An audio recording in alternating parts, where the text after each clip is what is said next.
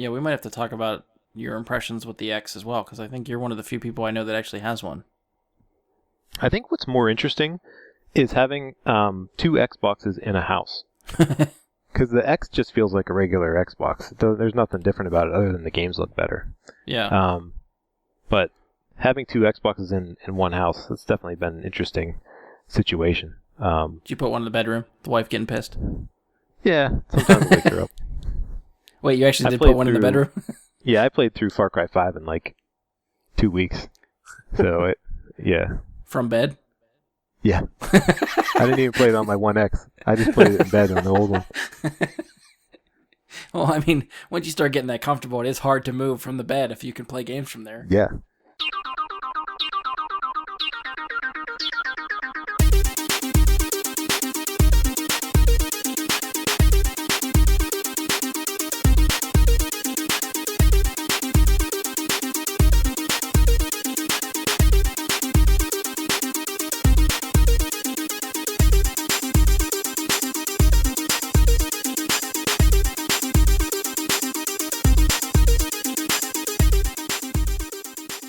Hello and welcome to another episode of Bry Guy and his Super Friends. I'm your host, Brian Labick. Joining me for this episode is Andy Stoles. What's up, podcast people? And making his annual appearance on the show, Jeff Engine. Hello. Yeah, we were just talking about this before the show. Jeff, it's been actually a year since you haven't been on. You were here last year for E3. I thought it'd be great to get the band back together for this one. So yeah, we're covering the Electronic Entertainment Expo, or E3, which is the big video game convention that happens this time every year, where all the developers and studios talk about what's coming over the next year, or even into the 2 years from now. A lot of stuff they announced, I think, is coming in 2019. So it's like a week-long convention almost that happens in LA. Last year, we did this episode as well. I think it worked best the way we did it last year, which we're going to try to keep that kind of format this year, where we're not going to try to talk about everything that was debuted, so we'll probably be skipping some stuff. So if there's certain stuff you're waiting for us to talk about that we skip over, that you might be shit out of luck because we can't have 4 hours of a podcast, I don't think, to talk about everything. So we're going to go through the conferences, the order in which they were done over the weekend, and we'll just talk about what stood out to us, basically, whenever we're touching on all of these. So we will be covering as much as we can from the conferences from EA, Microsoft, Bethesda, Square Enix, Ubisoft, Sony, and Nintendo. Now, before we get into the conferences and stuff like this, I just want to ask these guys, what is everyone currently playing? I think both of you are, into Sea of Thieves? Yeah, I am mostly. I dabble with Sea of Thieves, but I've been playing a ton of Elder Scrolls Online. Okay. I got real close to finishing out Far Cry 5, but didn't finish it out quite. And then Sea of Thieves. I'm also finally playing Zelda Breath of the Wild. Nice. I say that like I've played it. I haven't played it either, but I've heard really good things about it. And I got the Pokemon Quest on the Switch as well, which is kind of fun, but it's nothing too exciting. I don't even know what that is. Yeah, it's like a mobile game with okay. Like loot boxes and all kind of junk in it. Okay, I got you. Purchases. That's how they get you. That's what everybody's trying to do. Is that the one that's supposed to go with Pokemon Go? No, this was just announced at the same time. Okay. The Pokemon Let's Go will have a... that's what it is. Yeah, it'll have a connection up with Pokemon Go. And they announced that like a week before E3. It's kind of strange. So there's like 2 competing Pokemon games? Yeah, there's Pokemon Let's Go Eevee and Pokemon Let's Go Pikachu. I'm not sure what the 2 differences are. I think it's just your starting character that is different. I'm not sure there's too much. Okay. Between like that yellow rabbit and the brown fox looking thing. I've been playing a lot of Pokemon Go because I travel, so it actually has been something I've been doing a lot lately. So, how's that work on your phone battery? Kills it. I'm lucky I can't play it on a plane, or else I wouldn't have a phone when I got off. Andy, you play anything else besides Sea of Thieves and Elder Scrolls? Not really. That's it. Pretty much, yeah, Elder Scrolls is really kind of consuming a lot of my time. That's okay. That's true. Yeah, that's the online games can do that. Yeah. I'm trying to eventually finish Red Dead Redemption. For the first time or another playthrough? For the first time, yeah. Okay. So that's been an off and on thing for me. And then I just bought Star Wars Battlefront 2 because they announced some of the stuff, but I guess we're probably going to talk about that here. Yeah, we will. That is one that I still jump back to.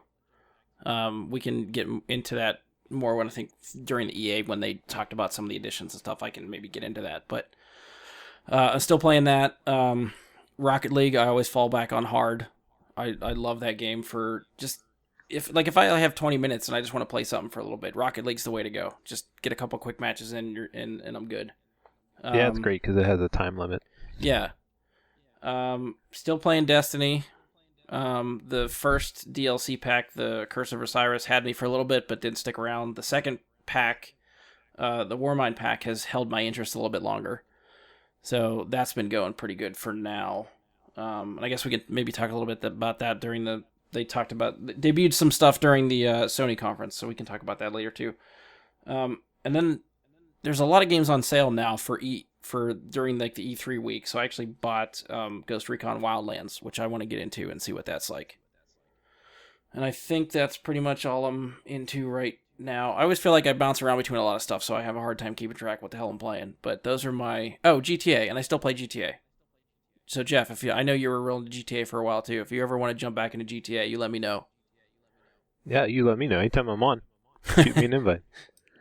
I will do that because I It's still fun haven't with finished friends. all the heists. I won't play it by myself. Yeah. And they keep adding content. Like, GTA has held me... Every time I think I'm out, they add something that's like, this is awesome, and it pulls me back in to want to keep playing it. Do you have Game Pass? I don't, no. Oh, okay. I was going to say, because I think you'd like Sea of Thieves. Especially if they keep adding content like they have been. Yeah, and that's something we'll get into, because I know we talked last year, and I think Andy and I even talked at one point, too, since it came out. But my biggest hang-up has been additional content. Like, I don't know how long I'd play it before it feels stale to me. But maybe I think it'd be fun, just like GTA is, but with people that, you actually know. Right. Yeah, we can get into that during because they have some content coming out that they talked about during the Microsoft conference, so we can get into that during there. So, all right, so that's what we're up to recently, and so we'll just jump into the first conference. First conference was from EA. Was there anything that stood out to you guys from the EA conference? My biggest excitement was the Jedi Fallen Order. I was excited to and that hear was nothing actually... more than a title. Right, and that's enough for me. I actually, that sounds like it'd be fun, especially if it's going to be single-player story-driven. So, which is really funny because EA canned Visceral working on a single-player only story, and now they announced from Respawn that they're doing a single-player only story. So what else is the studio doing this? What else have they done? Respawn made Titanfall and Titanfall 2. Yeah. Okay, I heard really good things about those. Which, like, everything I saw from the trailers, like, graphically looked awesome. So. I got Titanfall 2 for like $6 on sale. And I just saw that this week, and I was tempted to get that too. I don't know how much I'd play it, but I played through the campaign, and the campaign was actually really good. It was a good waste of my time. Yeah. I don't think some multiplayer. It was fun, but all that's left on there now is just people that are really good at the game. So in the multiplayer, it's super frustrating. Well, the guys that formed Respawn are ex-Infinity Ward developers. So Infinity Ward worked on Call of Duty.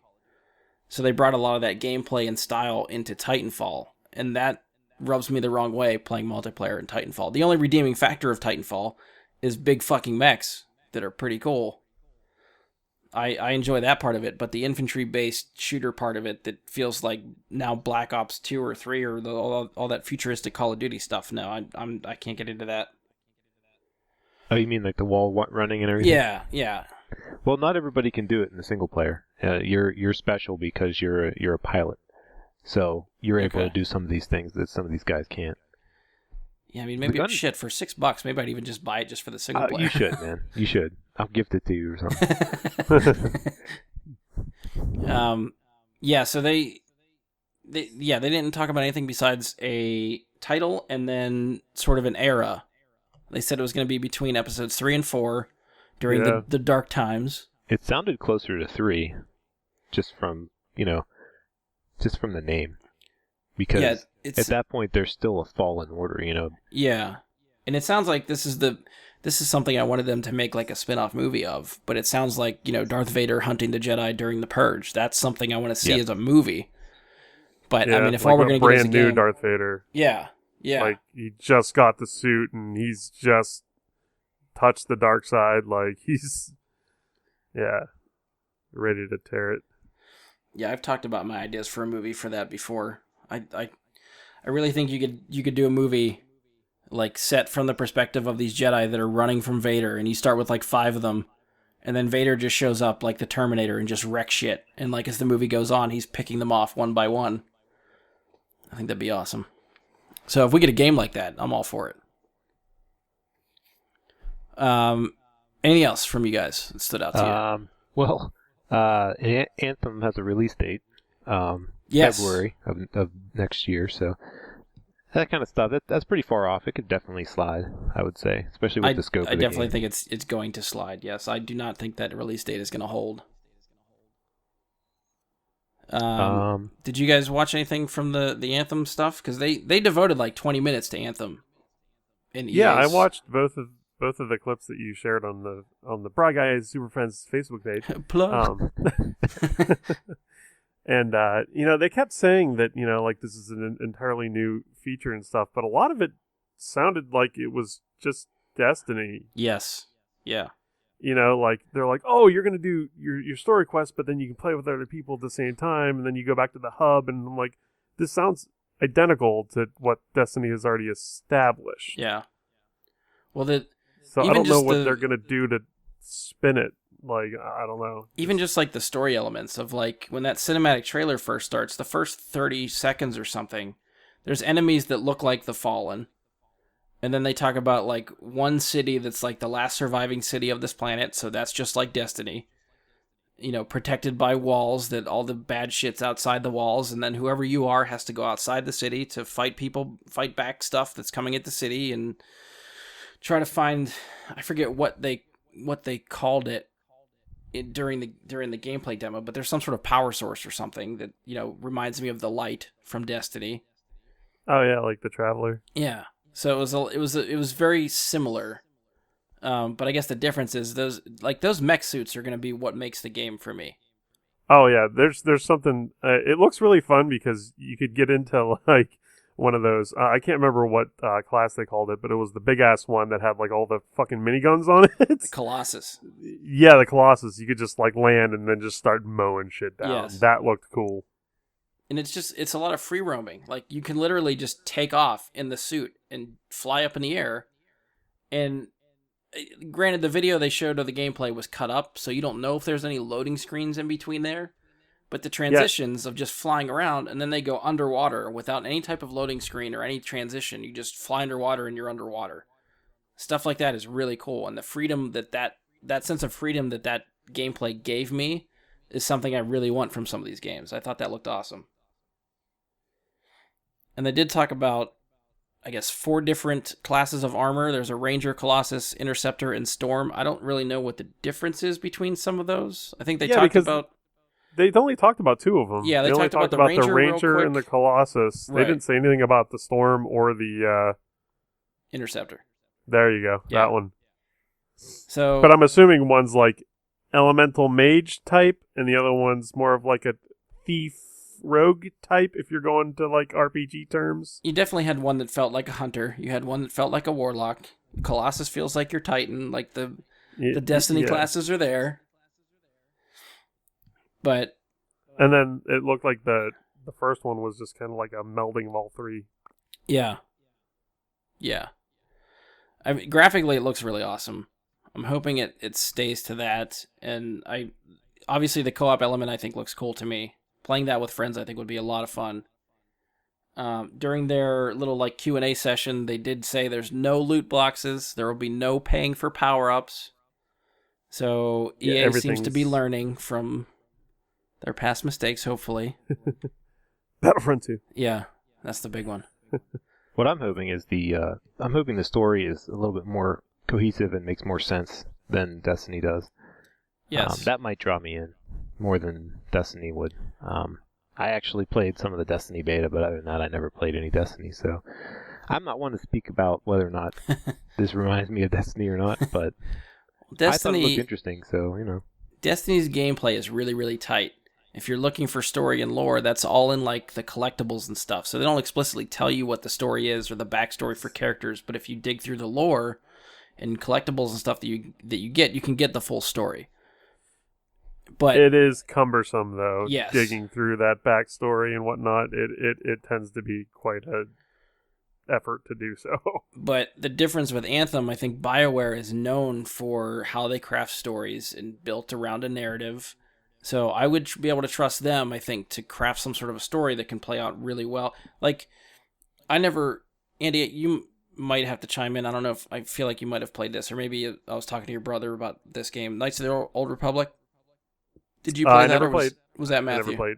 No, I don't think either of us had ever played it. Okay, I feel like I was talking to Because one that of you was guys an about original Xbox game, right? No, not the online one. Oh, the online one. Just Yeah, the I Old played that one. Republic. Sorry, not Knights of the Old Republic. Yeah, Because that was I- BioWare too, and that was an online, massively multiplayer game. But there was supposedly a really good story tied to that too, right? I mean, it was a lot of fun at the time. Yeah. So even something like that, that's massively multiplayer, and there's a bunch of people logged in and playing their own game. There is a story focus that everybody can follow and understand, and I haven't heard any bad things about that story. So I think they could do the same thing with Anthem, and I think it would be really cool. I forgot BioWare did that. Yeah. That game's still going. Yeah, I remember them having content, like extra content for it at maybe last year. I don't remember seeing anything for it this year, but I think last year I remember seeing stuff for it. Yeah, they're still releasing stuff, so. Maybe that means the Knights Republic will be canon at some point. Fingers crossed. Make a movie or something out of that. Anything else from you guys? For EA or for... For EA. Well, I thought it was interesting Madden 19 is coming to PC, but that's not that interesting. But Yeah, I usually tune out, I think, when they talk about the sports games. yeah, and they're announcing Unravel 2, which I have Unravel, the original. It's a nice game, but it's a little depressing. I heard it was very sad. Yeah. The one thing I would say about Unravel 2 is they released it, or they unveiled it like a boss. Like, they went through all the, like, this is what's different between Unravel 1 and 2. These are all new editions. This is what it looks like. They play a trailer, demo it on stage, and then when they're done, they say Unravel 2 is available right now. It's finished. It's out there. Buy it. Yeah, you can get it now. Yeah. Which is ridiculous. That I was- didn't even know it was out. And then Yeah. it's like, hey, reveal out. Boom! That was awesome. That was a mic drop moment for sure. You could say they unraveled it. Oh, God. Sorry. Oh, we're moving on. Jeff, did you want to jump on Battlefront 2 now? Well, yeah. So they got a bunch of Clone Wars content, which everybody was basically asking for nonstop for the first game. So that Like looked Clone exciting. Wars, the cartoon? Well, I guess that era. Or just the era? I think Yeah. just Okay. the era. It's going to all be photorealistic like the rest of the game. Okay. Yeah, we're going to get... They announced Geonosis as a map. Ooh. Playable heroes are going to be General Grievous, Count Dooku, Obi-Wan, and Anakin. Oh. And then they talked about other refinements, I guess, to the system of, like, they're trying to revamp the squad system so it's easier to play with friends. They are adding a starship mode that focuses on dogfights with hero ships, which, I mean, you can play the heroes versus villains mode of just fighting the heroes against each other, which is cool, but they never had one of those for the hero ships. And I've found since they revamped the progression system, instead of having the loot boxes to unlock like star cards and your power-ups and experience for your characters and stuff like that, they revamped it where you actually have to use a specific character or class of character to get experience to unlock further stuff for that character.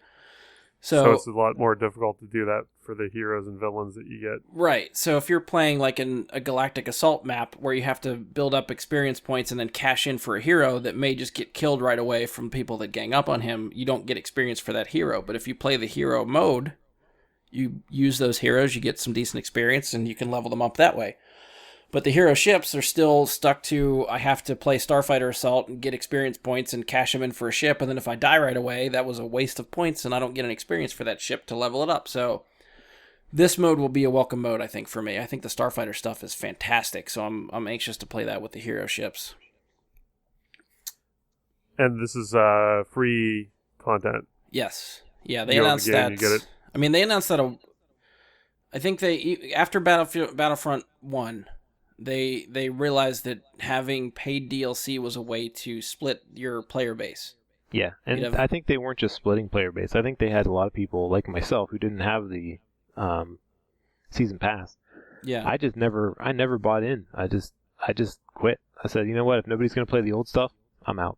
Yeah, because honestly, I could just play the original Hoth level over and over. That's all I wanted to do. Like, I was happy with just the alpha of Battlefront when it came out. Right. Yeah, but so I just bought Star Wars Battlefront 2 because of this, and it was on sale. It was like $20. Yes, so yeah. Because I was trying to push a couple of my friends to get it, too, that haven't got it yet. Because it got a lot of shit when it first came out. I still thought it was a really solid game to play, granted, regardless of how the progression system worked and what you had to unlock and do to get those unlocks. And I think they've fine-tuned it now. They've been listening to player feedback. I think they've changed it for the better. But I feel like the damage has been done, and a lot of people bailed on the game. But I definitely think it's worth coming back to. So if you're on the fence for Battlefront 2, I definitely say give it a shot. Especially if it's on sale for $20. I think it's totally worth it. Yep, I definitely think while it's on sale, for sure. I think during the conference, too, I made a note of this, too. They talked about new large-scale battles built around capturing command posts and attacking and taking out capital ships, which to me sounds like the modes that they used to have for Battlefront 2 for the original Xbox, of like space battles and flying into capital ships and trying to blow them up from the inside and stuff like that. If they do something like that, cool. I will lose my mind. I think that would be awesome. Yeah, I'm just hopeful that eventually we get to a point where these Battlefront games start getting a little bit crazier, where they have more players. And maybe even bigger environments, like the ability to fly from space down to the ground and back and forth. We have the technology. We can do it. Yeah, it does get frustrating when they keep putting you into like these little maps and you're constantly running over each other. It would be nice to have like a much more expanded. It'd be kind of cool if there was more persistent battles as well too, where it would be a number of hours before something big or exciting would happen. But there's constant. It's just a constant arena for everyone to play in. I just think that would be pretty interesting. Cool. I don't know what the selling point for something like that would be. Like, I feel like it'd be hard to get people to want to jump in the game, and then they get stuck in one match for like 2 hours. I don't know if that's going to be appealing for people. My ultimate dream is that, like, say, the Battle of Endor is basically photorealistic 1-to-1, just as many fighters in the sky, just as many people on the ground, and the ability to go between the two. Like, that would be my ultimate thing that I'd love. But so you think of like you thinking of kind of like a constant battle where people can drop in and out, like 100 people or something playing constantly, and like as long as the movie took, make that battle take. You know what I mean? Like, play it out. Maybe the Empire wins this time. Yeah, that would definitely be interesting. But that's why I like the Hoth battle in the original game so much. It felt like the movie. Like, you're just like running around the snow, I do like there's certain maps in Battlefront 2 that like the Galactic Assault battles sort of go through in stages. And some of those I think are really cool. There's one on Endor where it takes place like after the Death Star explodes, but there's still Imperial troopers on the planet. And the rebels are trying to chase them out. So the rebels at the beginning of the match raid an Imperial outpost that has an AT-AT walker. And they have to commandeer it. And then the rebels are driving the AT-AT through the base and taking out Imperials, which I thought was a really cool way to do a map that way. So like a reverse, what's that called? Walker Assault or whatever. Yes, yeah. So the Imperials are trying to bring down their own walker before it destroys their base. So stuff like that I appreciate. I thought that was pretty cool. So do you also appreciate battle royale modes for games that aren't supposed to have them? I'm a little bit surprised that wasn't the craze this year, considering like Fortnite and PUBG and all these other games that have gotten really Battlefield big. 5 announced the battle royale mode. They did, yeah, that's true, which is funny to me because Battlefield had its own reveal like 2 weeks ago, and they talked all about the game, and then they said they were going to save multiplayer reveal for like EA Play. And all they did was show a trailer and announce Battle Royale, and that was it. I was really expecting a lot more. But considering at their reveal event, they said nothing about Battle Royale. I was like, okay, great. Call of Duty's jumping on the Battle Royale bandwagon. Sounds like Battlefield has enough other content that they don't need this mode. But I don't know. I guess we'll see. I think we should have Battle Royale mode in Sea of Thieves. I think we should have Battle Royale in Unravel. Well, they did say that you could make your own Yarny, right? I want to hear how Battle Royale works with Unravel. Enlighten me, Jeff. Pitch us that mode. You can kind of make that happen in Sea of Thieves as it is, right? Yeah, I think it'd be pretty cool. Actually, I thought about this. They have a storm in Sea of Thieves. What if you made the entire edge of the map storm, just like in supposedly in Fortnite, and have the storm shrink? And if you go into the storm in Sea of Thieves, you eventually take enough damage, your ship might actually sink. Yeah. So I think it could work, or they could just keep shrinking the outer edges of which turn red and start making your ship sink. So I think they could do it, but I don't know if Rare's the kind of developer that's going to sink to that kind of stuff. If they were going to do it, they would have announced it this year at E3 probably, because they announced the 2 other content releases. Well, considering like every other Battle Royale game aside from Fortnite right now that gets hot falls away and people just move on to the next one, because I think it was like H1Z1 was big for a while, and then PUBG came out, and then PUBG was real big, and then Fortnite came out, and PUBG lost like half its player base because they've all gone to Fortnite now. Yep. Hey, it's free too. I mean, maybe Fortnite has a little bit more staying power because it is free and it's easier to just get into and start playing that way.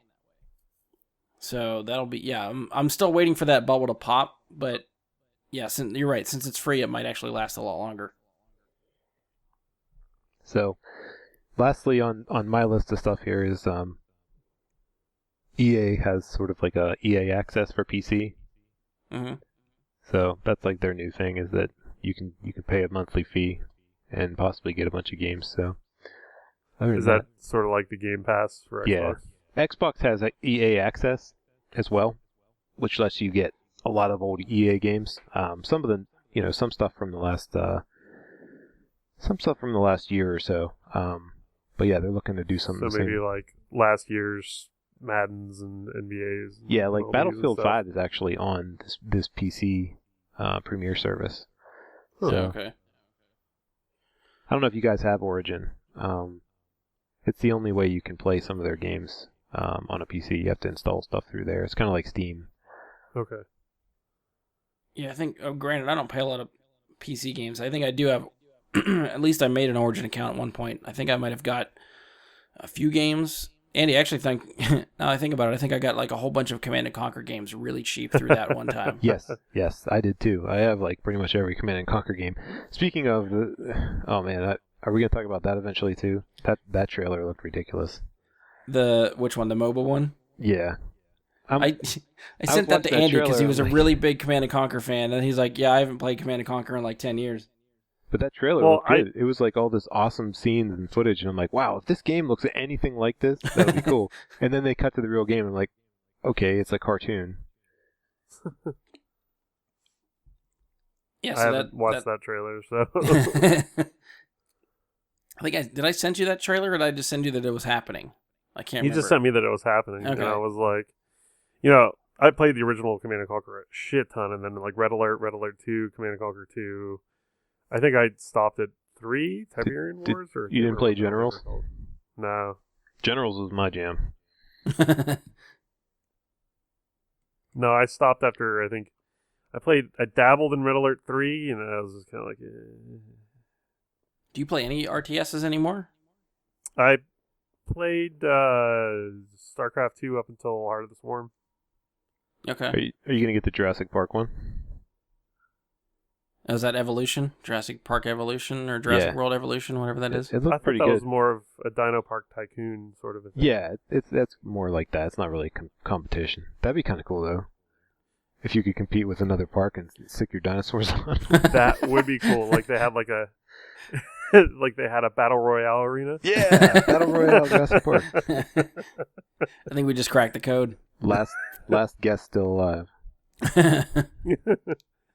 That game did look really cool. When's the release date on that? I think it came out. Did it? Yeah. I think Okay. it's like this week or something like that because the movie Yeah, comes I out knew next it was week. soonish. It does look cool. I mean, I it just almost looks like pulled the trigger a on it. really way more complicated Dino Park Tycoon that you used to play at middle school or whatever. All right, any final thoughts for EA? Okay. The only thing I'll add is like we talked briefly about Battlefield. I am really excited for Battlefield. I think the destructibility, I think that they're showing that's always awesome in the last couple of Battlefield games. They're adding the ability to like fortify, so when everything's leveled, you can actually have a tool that's going to build you barricades, like sand barricades and stuff, to try to build up cover after it's all destroyed. So I think that'll bring a new dynamic to the gameplay and stuff like that. But I really just want to see some sort of multiplayer gameplay, and they didn't show me that, so I'm a little pissed off from that. What's your take on the female soldier controversy? I'm totally fine with that. I don't know. Is I it don't know. Controversy? I don't know why it's getting that much shit. I think that they should have, the ability to be a female character in multiplayer.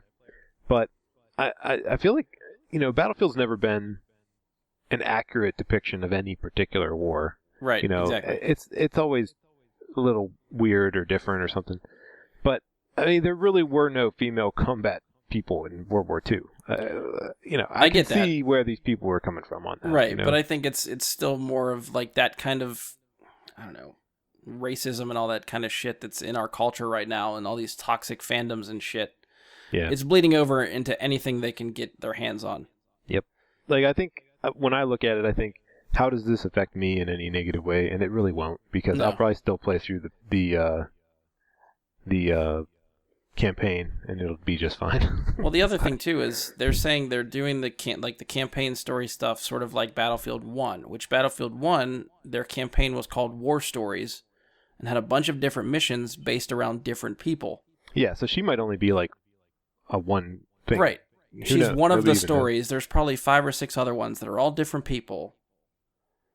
Not to mention there were female characters in Battlefield 1 and nobody gave a shit, so why is it suddenly a problem with this one? I think that the problem these people have is that she's on the cover. Boo-hoo. Personally, I see her goofy hand as more of a questionable thing than the fact that she's female. Oh, that like claw thing that she has.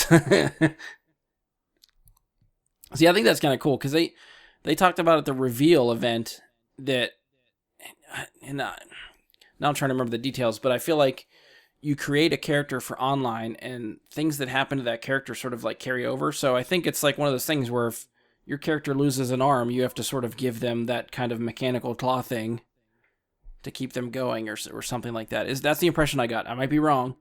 And I'm anxious to hear more details of how all that plays out and stuff like that. But I guess that's due in the fall, so it'll be here sooner than we think. So I feel like they have to start talking about more details for that game.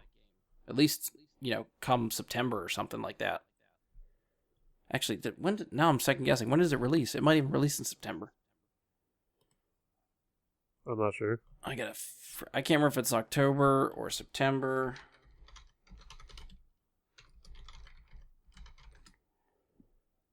It is October 16th. Or 19th, October 19th. Early access for EA Access is October 11th. Digital Deluxe release, early access is October 16th. Regular edition, October 19th. So yeah, that's coming a lot sooner than I thought. All right, so I think that'll wrap up EA. We'll move on to Microsoft. All right. What's sticking out to you guys about Microsoft? Well, they showed a lot of stuff that isn't, particularly their exclusive. That's where I first saw Division 2, Mm-hmm. Yeah. which looked pretty good. Takes place in DC. Yes. Looks like they actually had a little raid through Air Force One crashed on the ground. Yeah. Yeah. So, but it looks like they're showing more of the world. It looks like it's going to be more of a Last of Us kind of situation than a hey, we're just trying to fix up New York here and save people. Yeah. Because they didn't really give you a real hint on how the rest of the world was doing during the first Division game. Yeah. So it'd be kind of interesting to see the rest of that fleshed out. Did you play the first Division, Jeff? I did. I didn't get very far in it. I reinstalled it actually because it became Xbox One X enhanced. Okay. So I plan to play it at some point. Honestly, if you want to get back into that, let me know, because watching all this stuff for the Division 2 made me want to go back and play this again. Yeah. The first one again. I just like exploring New York, to be honest. And then, the combat's just the bonus. I enjoyed it does play really well. Mm-hmm. And I think I liked what they did with the change of setting for Washington, D.C. here, because I think the snow New York streets, it's very urban, and there's not a lot different about anywhere that you end up going in that game. What was cool is I was watching that trailer, and I said, wait a minute, I've been inside of that arboretum or whatever that is, where the plants were and everything. Yeah, okay. That glass building. Yeah, That's yeah. like there. It's kind of like the thing in Pittsburgh, like The conservatory. yeah. So I've been in there. It looked pretty realistic. I was surprised. So you can tell your way around Washington D.C. when you're playing the game. Well, I don't go there that often. Yeah, I am excited for that one. That one caught my attention a lot, and so much so that I think the season pass for Division is on sale this week. So I actually ended up picking that up because I didn't have all the other additional content. Oh, for really? it. What's Yeah. on sale for? I think 16. Okay, maybe I'll pick that up. So that'll give me an excuse to jump back in and try to play some other stuff that I haven't played before. And then they did announce too, I think they talked about it during the Ubisoft event, but they're trying to give you more stuff to do after you reach the level cap for the Division. So they're talking about specializations that you choose from after reaching max level. And then depending on what specialization you get, you get a signature weapon that's tied to that plays into the class you pick. So you can, try to complement with what your friends are playing so that you're each trying to do different stuff. They did talk about the year one content for Division 2 will be 3 DLC packs or episodes or whatever they called it, but they will all be free. Now, whether or not that's for the entirety of the game or just year one, but at least the first batches of content will be free for all players. And one of the other big things they're adding is 8-player raids, which to me sounds really good at first until I think about how much fucking headache it is to schedule 6 people to run a raid on Destiny. That trying to get 8 people to run a raid in Division 2, I think I'll probably never get a chance to play that because I'm never going to be able to get that many people together online at the same time. Does it scale based on how many players you have? Did they say? I mean, I don't know if you'd be able to go in with 4 people and still do it. I guess that's based on difficulty and how high level your characters are at the time, but if it's built for 8 people, it'd probably be safer to go in with 8 people. I would think that it has to scale because not everybody can get 8 people together. The only thing I can think of is that they do matchmaking. Yeah. Yeah, like pickup groups. Right. Because I don't think you can forerun Destiny raids with 6-player Destiny raids. I don't think you can run with 3 or 4 and get it done, right? Well, I know I've seen videos of people online that like solo raids. I don't know how they do it. I don't watch the videos because I feel like crap that these people could do it by themselves, and I'm struggling to do it with 6 other people. I try to do some solo stuff sometimes, and I would just kind of hide and do goofy tricks just to try and get the people not to be aggroed to me and stuff. Yeah, I'm sure there's ways around it. But that's no fun. Yeah. But yeah, that's definitely this Division 2 is definitely on near the top of my list of anticipated games. It's kind of sucks it's not coming out until 2019, but it's definitely on my list. I enjoyed the first one enough. I'm sad I didn't play it past finishing the story, so I'm kind of anxious to jump back in and try to play some more of that, and I think it'll hopefully hold me over until Division 2 comes out. So yeah, I'm looking forward to that one. Anything else? COD Cuphead, the delicious last course. Did you beat the main game for that? Dude, I only made like 2 levels in. I've heard that's pretty difficult. I haven't played it myself. It's nearly impossible. I'm amazed whenever you watch stuff online and people get through there. But one thing I will say about this Cuphead DLC, it actually is Cuphead the DLC. So it's Cuphead the delicious last course. I did not catch that. Yeah, so I'm sure that was intentional. That's cute. But anyway, I don't really need to talk about that too much. It's not that exciting. I'm probably not going to get it because that game is way too hard. I don't have the patience to get the muscle memory down to, I'd rather play something else. Yeah. There's a fine line between like rewardingly difficult and frustratingly terrible. Yeah, it was basically a donation to that developer for making something unique. There you go. Andy, anything stick out to you? I never really played the Division 1. And quite honestly, I get irritated by the notifications I get on PS4 about people getting high loot items or whatever. I feel like it just floods my fucking notification feed. Oh, anybody that plays it on PS4 for you, they just every time they get something good, it pops up as a notification for you. Yeah, every time they get like 10 high-end items, it's Jeez. just like my whole like timeline is just like 10 items, 10 items, 10 items. I'm like, motherfucker, stop it! And I can't seem to turn it off. But I mean, I heard it's really good. I just haven't played it. Does this one make you want to play the second one, or Not really. okay? It's just not my type of game. Yeah. Was there anything in here that stuck out to you? On Microsoft? Yeah. Sea of Thieves content? The Sea of Thieves content, yeah. Yeah, it looked Yeah, I like think they're going to they're- have some NPC ships, which it surprised me because, everybody swore up and down, no, they're not doing NPC ships. It's not this kind of game. So I just said, well, this is going to, what kind of game is this? Yeah. So now we're going to have NPC ships. We're going to have, skeleton ships patrolling the seas. I don't know. It didn't, they weren't super specific, but I'm not sure if I think that would be the Cursed Sails That would be my guess. DLC. Yes. Yeah, so I don't know if that means that it's going to be a specific spot, kind of like the Megalodon was, or if it is going to be just, you're going to have a random ghost ship that you got to go attack or beat, or get attacked by, or followed by, or something. Right. So, we'll see. If it's, it might be like the first week, just kind of like the Megalodon was the first week or two. You had to go to a specific spot. You had to do these quests to get to it. But I'm wondering if they'll start out with just having it be a random event, or if it'll be something you have to conjure up, kind of like this was. And then there's a map update that's going to add a volcanic region that will be called the Forsaken Shores. So there wasn't too much detail on there as well. So are we talking like an archipelago of sorts, like 4 or 5 islands? I would Didn't say, really say much. well, there's currently just kind of like 3 locations right now. Yeah, like 3 areas. Of I'm the map, wondering if they're gonna expand the whole map, or if they're going to add it onto one of the corners or something like that. So who knows? From what I heard, or from what I see in discussions, it kind of seems to me like this is going to be a pretty sizable update that contains like almost an entire new region, just like the current 3 regions. Okay. What I'm getting irritated with on Sea of Thieves is the limited play. Of what, Limited just like stuff edition. to do? No, just like the Megalodon, like you said, I can't okay. do the quest or anything. Like, why limit it?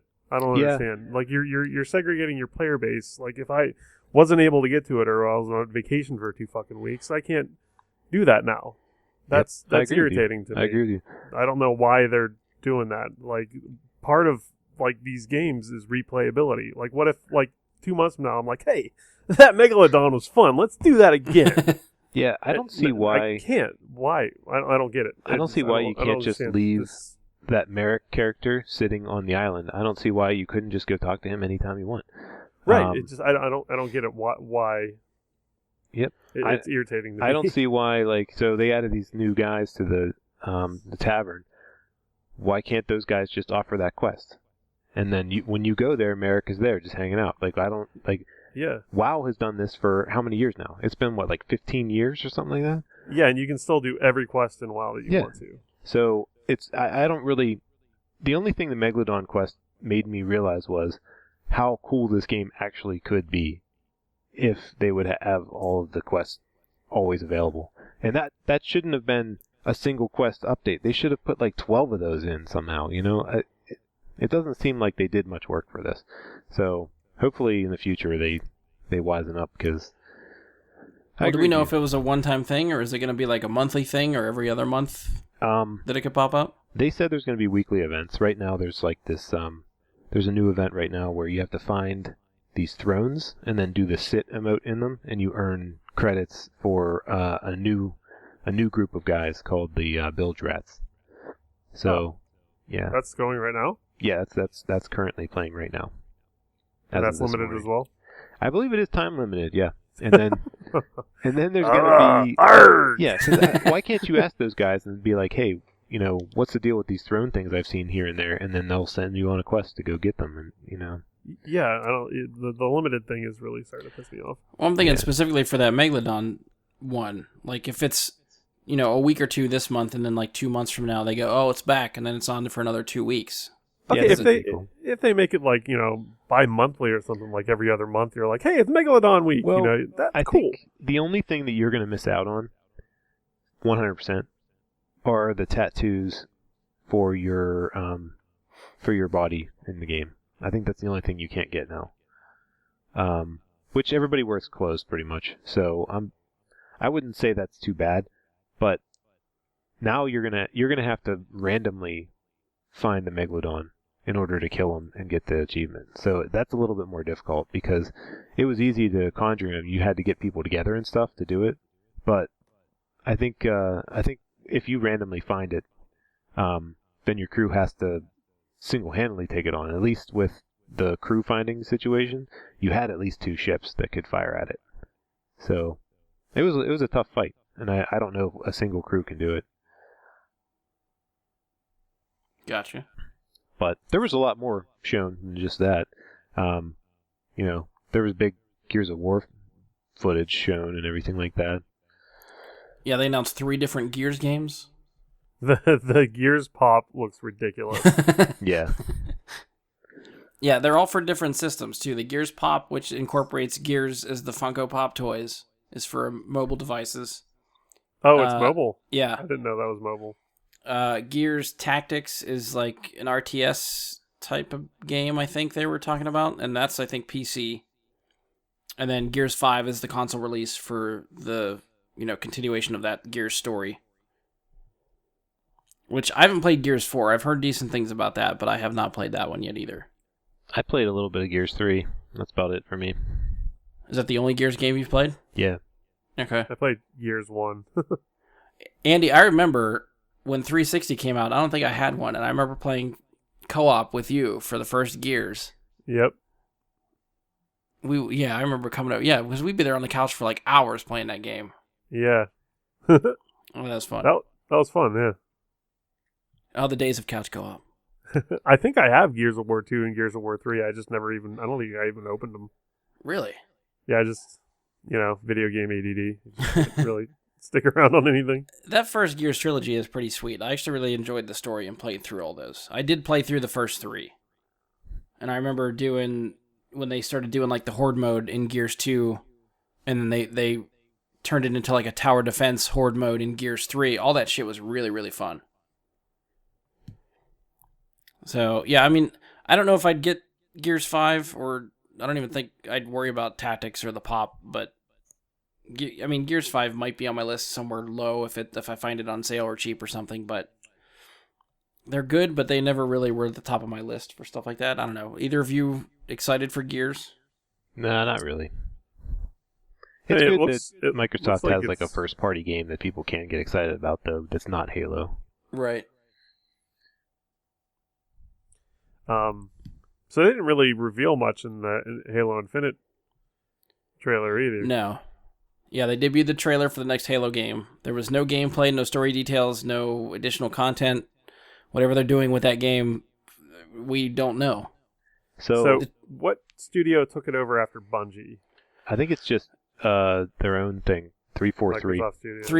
343 is made up of like a bunch of ex-Bungie employees. Bungie kind of split in two. Some of them stayed with Halo to make 343, and then some of them went to Activision as Bungie to work on Destiny.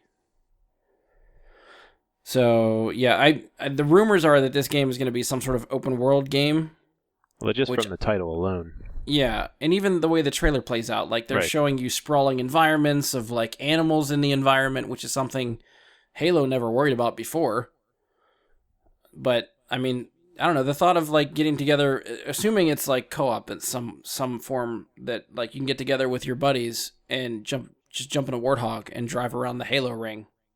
That sounds cool to me. Yeah, I could see it being almost more like a Breath of the Wild type of game, maybe. But more, combat driven than story or quest driven. It'd be kind of cool if somehow they really managed to have you able to walk the entire ring. That would be something to see. Yeah, and there has to be some sort of story details because the story from 5 didn't conclude. So if they're trying to do like another trilogy, obviously the story from this one has to wrap up with the previous 2 games that they've set up. So I'm actually anxious to see where the story goes because I am invested in that story with Master Chief. And I know a buddy of mine that's really into Halo keeps hearing that this is going to be Master Chief's last game. So if they continue the Halo franchise after this, it might not be with Master Chief, it might be somebody else. So I think he's already like, I don't know how I feel about this one. He'll master it. Oh, definitely. Yeah, for sure. He's still grinding away at Halo 5 trying to get like max level online. A couple other games that stuck out to me. Forza Horizon 4 I think looks really awesome. I'm confused by this. What is confusing? This whole open world racing thing, do you actually get to race or do you just drive around with other people? They have I'm super confused by I that. played it a little bit. Yeah, it's like if you just want to goof around in the world, you can, but then there's also specific races and there's like almost like a campaign you have to follow. Yeah, I jumped into Forza Horizon 3. I bought that when it was on sale and have been playing that with a couple different people. That one was set in Australia. So there's like the Horizon event is basically like the campaign. So you are the, I guess, proprietor of these events that you want to put up like tents and festivals around Australia. And you have to go through races, gaining fans and money to open up events and venues around Australia. So you can just cruise around the environment with you and a buddy, or as you're cruising around the environment, there's different missions and races and stuff to do to earn fans and money and then continue the festival building and all that stuff. So there's a little bit to it in that sense, but it is just really fun to drive around with your buddies. But I think we talked about this, I actually think we brought this up last year with something, I can't remember what at the time. Oh, we were talking about the crew last year. That's what it was. Where after playing GTA, it's hard to just drive around an environment in a car and feel confined into the car that you can't just get out and walk around. GTA has broke me that way. Yep, I agree. That's why I actually don't even like racing in GTA unless there's some kind of interesting twist, like, trucks versus bikes or something like that. Yeah. We haven't played that in a while, too. Racing is just super boring to me, so these games, they look great. It's a tech demo, really. I just think, I know some people like it, but it's just not something I'm going to buy. Yeah, I do have fun with it, but it's not one that I tend to, like, if I'm playing it by myself, or I usually don't play it by myself, if I play it, it's with other people. And if I'm by myself, I usually end up playing different stuff, but it does look pretty. I like the idea with this dynamic weather they talked about, where the different seasons gives you access to different parts of the world. I thought that was kind of cool. I don't know. I think what I'm most excited for is that the developer Playground Games is going to be used for the Halo Infinite as well. So, are they? A lot of the good environments and stuff from Forza hopefully will translate into Halo Infinite. Yeah. Andy, what do you feel about Horizon? Does that still interest you or no? No, I just the racing games that you have to like play a story mode for just don't really like. I can see having like a career or something. So you didn't But- like Diddy Kong Racing? Never played it. It has a story. Like I can see careers like owning cars and like winning races and getting money and like I don't know. I guess I'm a little bit more old school with that, like the old Gran Turismo type games where you just have a career, have a garage, customize. I mean, there's a race, sense and of stuff that like in that. Forza Horizon, but instead of just like picking a race from a list of available races, you just drive around the world to the next race and start the race. But you I do think it I'd- like when I you get think the money, you I'd can- rather just have a text-based thing saying Okay. go to this race. Like, God damn it, I have to drive all the way the fuck over here to do this race. So you want a little bit more linear in that sense for you. Yeah, I don't get the whole drive around and find races thing. Okay, fair enough. And is this all online, or can you just See, I sign don't, on and play? like Because I don't it's know if getting it's a little ridiculous. These single-player games all adding all this multiplayer stuff. yeah. Well, I mean, Which the, is, some games need that, but I feel like some games really, glimmer as single player games. yeah, and I don't know if it changes between Forza Horizon 3 and 4.3. You could play singly by yourself, but what it does is the Forza system has something they call drivatars. So if anybody else on your friends list has played the game, it sort of like imports their like ghost of a car into your game. So you'll see someone on your friends list driving around in the world, but it's not actually them playing. It's just their drivatar that's been downloaded to the Forza servers that finds its way into your game. So it looks like you're racing against your friends, but you're not really. If So that it's like makes it's like sense. a Mario Kart Ghost. Yes. Yeah, Okay. essentially. So when you're driving around the world, you see a lot of gamer tags over top of cars, but they're not, actually there playing with you. They're just there to look at, kind of. I mean, you can do it co-op and online and stuff like that, and I feel like they're pushing that more in Forza Horizon 4 than maybe they did in the previous Forza Horizon games. At least from the tech demo they showed on during the conference. But I'm sure if you wanted to play it singly, there's the ability to do that. And Jeff had mentioned talking about Playground Games. Microsoft did announce during their thing that they bought up 5 different studios that are now working as part of Microsoft Studios. Yeah. So they talked about one called The Initiative, which they didn't really tell us who they got for that. That seems like a brand new studio they created, but they were hyped as being storytellers, so they might be working on some sort of single-player type game. They bought up Undead Labs, which is developer behind State of Decay. They bought Playground Games, which is developer behind Forza Horizon.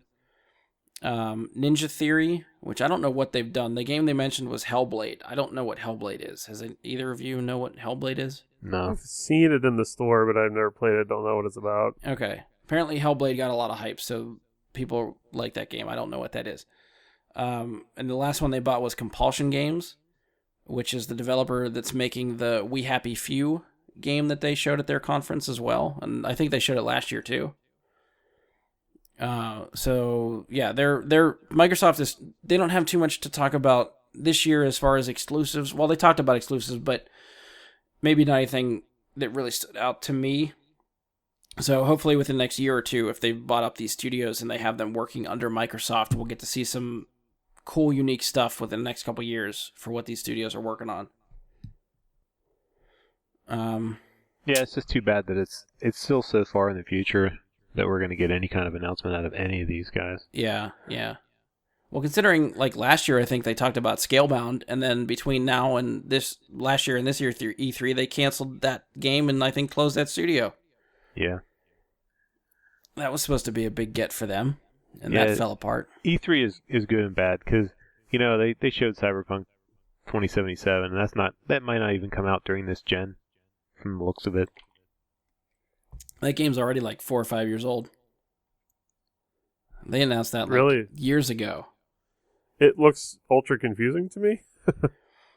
I actually think I want to see what the gameplay looks like, but I was trying to read up on that a little bit, that it's a first-person RPG. So I don't know what type of story they're working on. There seems to be...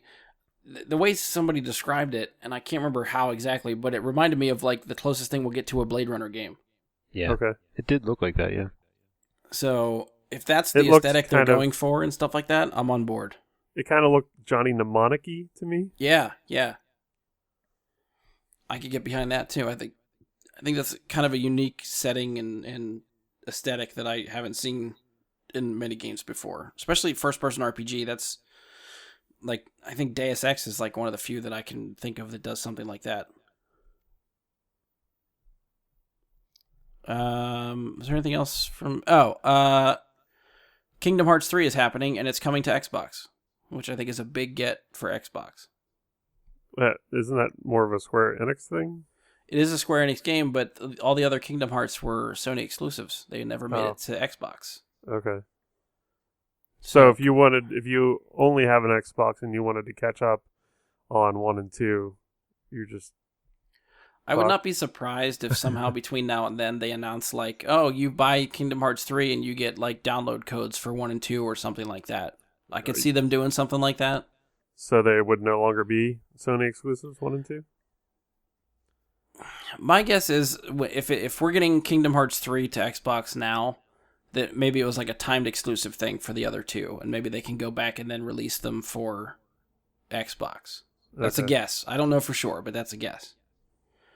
Because I don't think Square Enix isn't owned by Sony, so I don't know. It might have been just an exclusivity deal that they had with PlayStation to put those games on there. And then the last thing I have in my notes that kind of surprised me, not that we saw anything from it, they just kind of said it's coming and it'll be here next year, is Battletoads. That first game for Nintendo is so impossible. Fucking difficult. Yeah, once you get into the sewer on the whatever hover bike thing is, just all bets are off. You can't make it past that. There's no way. And that was what they put in the announcement trailer. They showed that fucking pink wall and that bike just slam into it, and you're like, God damn, Battletoads. But yeah, I remember playing that as a kid and being completely frustrated with not being able to get past that fucking level. Uh-huh. And now as an adult, I want to give it a shot, but I don't know if it's just going to be just as bad. I feel like you could even use Game Genie and it wouldn't get you past that. You know what I mean? I put in the code, damn it, and I still can't do it. Oh, the days of old time cheating. Yeah, so I don't know what that game's going to be. The little trailer they put out says, like, they're kind of poking fun at themselves and saying it's going to be 4K resolution on a 2.5D graphics. Yeah. So it still sounds like it's going to be the side-scroller that Battletoads was, but it's going to be in 4K. So that could be fun. I'm intrigued. Yeah. Well, I want to see what the gameplay looks like. That could sell me on it, what the gameplay looks like. And I think it said, did it say 3-player co-op, I think, too? So I believe so, yeah.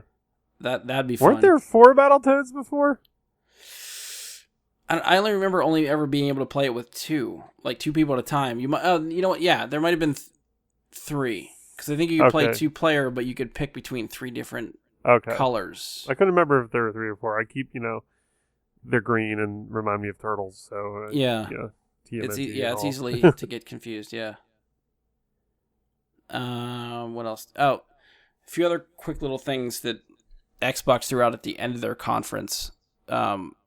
They ended it sort of wrapping up talking about how their Xbox team is working on something called Microsoft AI, which is to further advance games and make them more immersive as far as the AI that's in the games for NPCs and stuff like that, and enemy characters and stuff. So I don't know why they name dropped that, but I guess we'll see if they do anything with that. They mentioned that Microsoft Cloud engineers are building a game streaming network that will give console quality games on any streaming device. So that is in the works. How long that will take to get done or what the plan is for that, who knows, but they are working on it. I don't see that happening until everybody's got 10 gigabit Ethernet or something all through their house or something like that. Cause I use in-home streaming over a wired connection to a computer, and there's all kind of lag issues and things like that. Right. I'm not sure if maybe it's they just don't manage the ability to, like maybe my Xbox is the host for the game that I'm playing, and then I'm also trying to stream, so it's not working at the same time. Right. But I run into tons of problems, so I'm not really sure if this is ever going to be a thing. Well, there's been other like consoles that have tried streaming and cloud games and stuff, and none of them have lasted. So it's a technology that still needs perfected. So this is probably still a couple years away. So we'll see if they announce something next year that they've made any progress, or if this is going to be one of those things they talk about and then never talk about again. Maybe Like 10 years from now it'll be available. It could be. The last thing they talked about was that the Xbox team is deep at work on the next most powerful console. So they're already in the works talking about the next hardware. Come on, guys! I just bought the X. I know. Don't do this to me. I mean, that's probably still a couple years away too. Obviously. Yeah, I'm just kidding. I'm good. They're going to try to get as much as they can off that Xbox One X, but they're failing the console war. So the best way to get back on the horse is to make another console. So if they're falling that hard, they might push this out a lot sooner than we think. Andy, I cut you off. What were you trying to say before? Don't remember. Okay. Must not be that important. Nope. All right, I think I hit everything I wanted. Anything else from Microsoft for you guys? They showed some Crackdown and stuff like that, but Oh, that's right. Yes, Crackdown 3 does still exist. yeah, it doesn't look that great. I'm not as excited for it as I was before. But. Yeah, I was more excited last year, and I think now that it's taken this long to come out, I've kind of like came down on the other side of that wave. Was Crackdown the one that said that everything was open world and seamless? It didn't look like there were any loading screens at all? It is open world. I think they touted more of the destructibility of the world as well. Yeah, they were bringing down skyscrapers in one of the earlier trailers. Yeah, with like physics handled online by the cloud servers and everything like that. Yeah, and this trailer had no mention of destructibility or that kind of thing. They just had Terry Crews yelling the whole time. It looked much more cartoon cell shaded than I remember before as well. So, I don't know. They might be copping out. Yeah, I'm anxious to see if that destructibility engine sticks with it. You might have me, but if it's just the same as Crackdown 1, just again, then I don't know. All right, let's move on to Bethesda. What stuck out to you guys from Bethesda? Fallout 76. I figured that was the big get. Yeah. Yeah. Super confused. About? Fallout 76. Just everything about it? Yeah. Oh, what the fuck is it? They came out in the interviews and said that it is not an MMO. Seems like it's but they did say it's entirely online. Yeah. Yeah. But you only play on these like little mini servers where you're playing with, instead of like everyone, you're only playing with like 20-some people. Yeah. And you have to build your own settlements and stuff, but I guess other people can wreck your shit too. So I don't know if it's going to be... It's not an MMO. I don't know. The whole thing is like super confusing. And I love Fallout, but I think I need to see more on this. Well, my biggest sounds question... like Ark is what it sounds like yeah, to me. no, I was talking about this with Emily, and I said, this sounds like Ark to me. Like they just took Ark and said, okay, we'll just, recolor it as Fallout, One thing that I noticed, it looks like it takes place in West Virginia. Yes, it does. Okay. They did confirm that, yes. Because I saw the Greenbrier Resort in some of the pictures, which was it was actually like a real, actual Fallout shelter for the government at one time. Yeah, it was designed to be an evacuation point for the entire government to go and operate straight from there. And it was hidden for a long time, and then somebody found out about it, and they just moved that location, whatever that is still today, to somewhere else that we don't know. Yeah. But you can go tour it. You can actually go downstairs and check it out. So I think it's a cool location for this game. I think they said, too, that the 76 is the year, right? This is supposed to be like 1976? No, it's going to be, what is it, 2176 or something like that? Yeah, something like that. Oh, I thought it was a prequel. To the other Fallout games, yeah. So the other ones take place after 2176. So you know how in the other Fallout games there's like you come out of the vault and there's already civilization, there's already cities and established settlements and stuff like that. Okay. Fallout 76 is supposed to be you establishing those settlements. Oh, gotcha. Okay. So this is like the first, non-mutant people, non-robot people Okay. establishing stuff. My question, supposedly, sort of like Andy, what you were getting at too. I don't know what about this constant online thing. If you're just walking around the environment, minding your own business, playing your story, and then you come across somebody, what's to prevent them from just killing you and taking all your shit? Get good. Because, I mean, Jeff, from playing GTA Online, that's what happens. You get wrecked. GTA has, what's it called mode? Passive mode. So maybe they'll have passive mode. It'll be more. Maybe. It'll be like GTA Online, but bigger and more to do. Maybe more story-driven stuff that you can experience with random people and stuff. Yeah. So from what I've heard, there's how they like their acronyms in Fallout. I guess your settlement is based in something you can fold and unfold into something called camp, CAMP. I don't know what that stands for, but apparently, like end-game content, like you're actually firing nukes at people, and it'll warn you if like your camp is gonna be nuked, so you can run back and like fold it up and move it before it actually does get nuked. But I don't know, I don't know what happens to your settlement when you're not playing. Like I don't know, you know what I mean? I was thinking that your settlement might be only during the game that you're actually playing right then. Almost like when you join a GTA 5 game, any wreckage and stuff that's outside of your apartment, that's not there next time you log in. Maybe you can build stuff, but it's only for that instance. Maybe. I mean, that would be the safe way to do it. You don't want a constant online thing. Yeah. You have to set up like tower defenses before you sign off. Yeah, which is what Ark is, I believe. Ark is that. So if the server that you're on is hosted by somebody, kind of like in Minecraft, if you play with people in Minecraft, they could come and destroy all your stuff while you're not there. Yeah. Oh, that's a dick move. Yeah, generally you pick and choose who you play with, so you don't have that happen. Yeah. And I did hear that they were going to have private servers eventually. Yeah, so I bet that's probably what happens. So you could, do, play just with friends and or frenemies or whatever you want to call them. Right. Yeah. Yeah. So I'm guessing that's probably how it's going to be. It's going to be more like people splitting out and playing on private servers than playing on the online mode. Yeah. I guess I was a little disappointed that it's not just strictly Bethesda Fallout first, one player action, Yeah. Great, now I have to play with people. Well, I think sometimes I just don't want to, For someone like you, I think that they think, well, you could probably just skip this one and wait for the next one. But it's not really great for the fan base either, but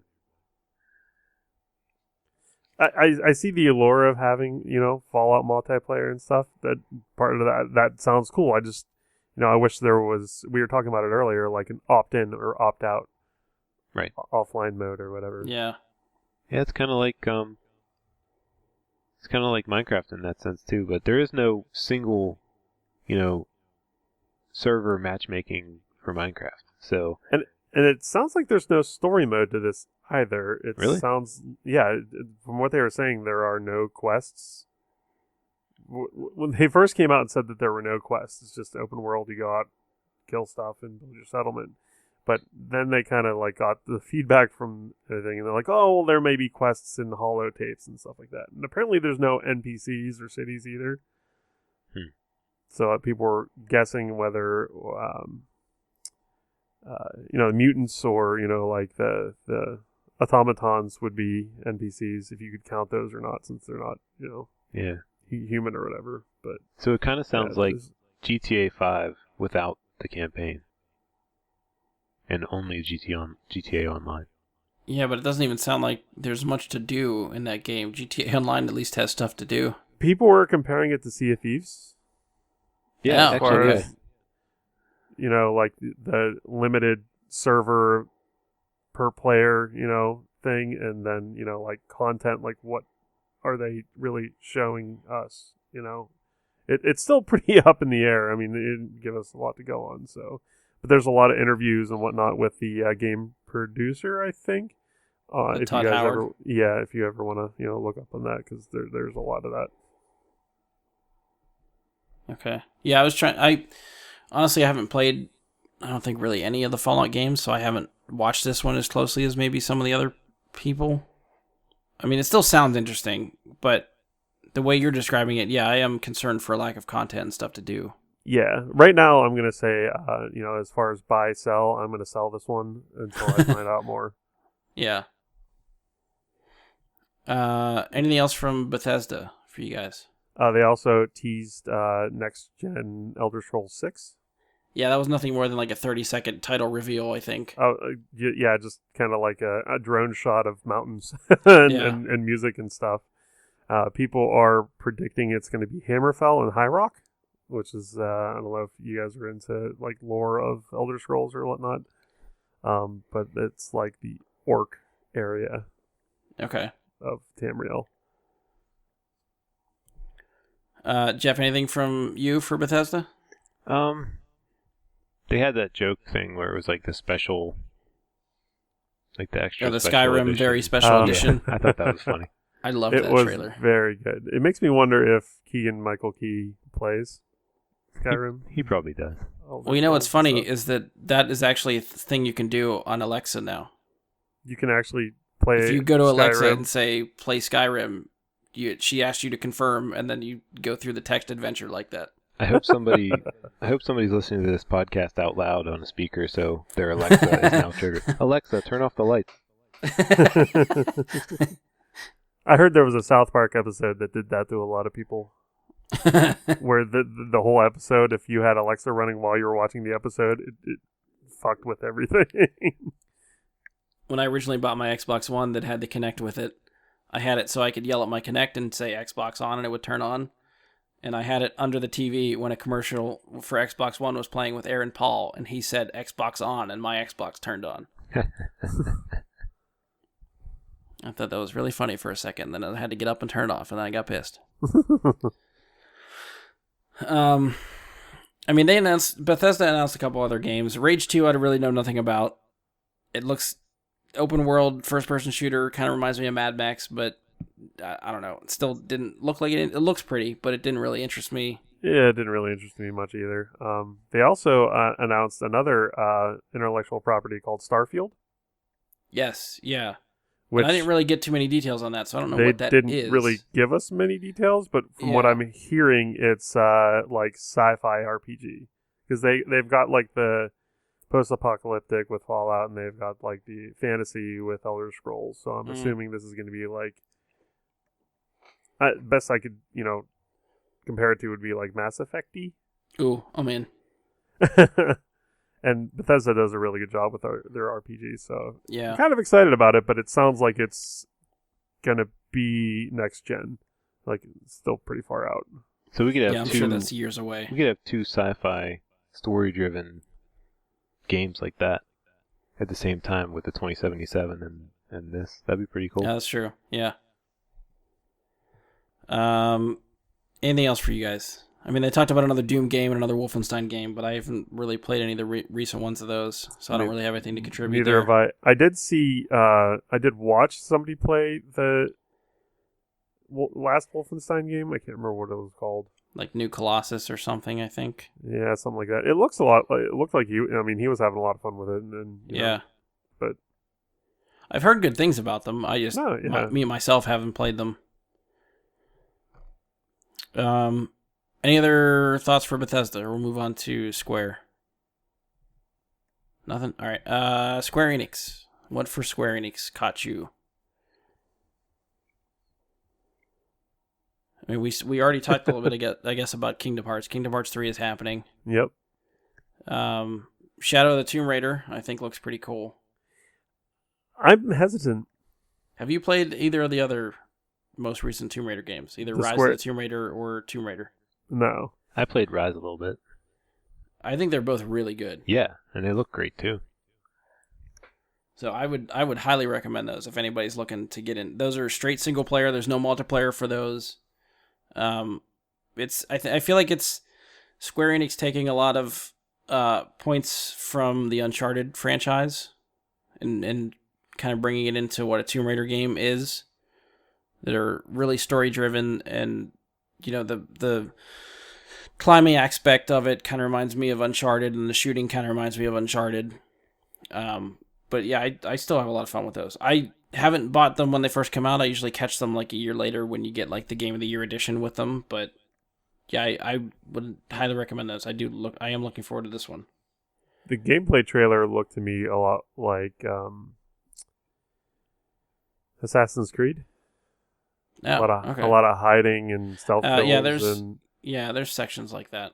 And I mean, it looked cool, but it looked like it was more, killing people more so than actual, lore and actual raiding tombs, and it seemed like it was more like Lara Croft, assassin. It was kind of like watching somebody fight animals too. It's just kind of like. Yeah, like I want to see her going through a temple trying to get said idol more so than I want to see her running around a jungle killing people. Yeah, and I mean the story. So I'm thinking, to me, it's a little off base to what Tomb Raider should be, but maybe I just that clip just threw me off.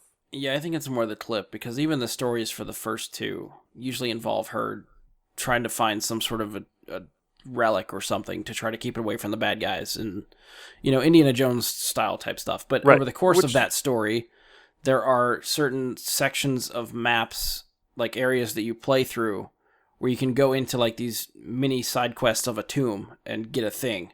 So you're puzzle solving through the tomb to get said relic or something. I want to see her jumping through obstacles and trying to solve puzzles and stuff like that. I want a little less. Yeah, I promise you that stuff is an in entire there. platoon of mercenaries. If it's anything like the first one or the one that I played, you die a lot by a lot of contraptions and things. Yes. And random holes in the ground that you're like, oh, that's there. Okay, dead. Yeah, when you get into the tombs and stuff, there are a lot of traps there. So it's kind of like save your game, die a few times, figure out how to get past the next thing. It gets annoying sometimes, but the game looks great.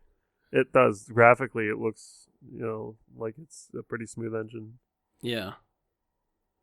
The only other one for me from Square Enix was Just Cause 4. The tornado looked pretty cool.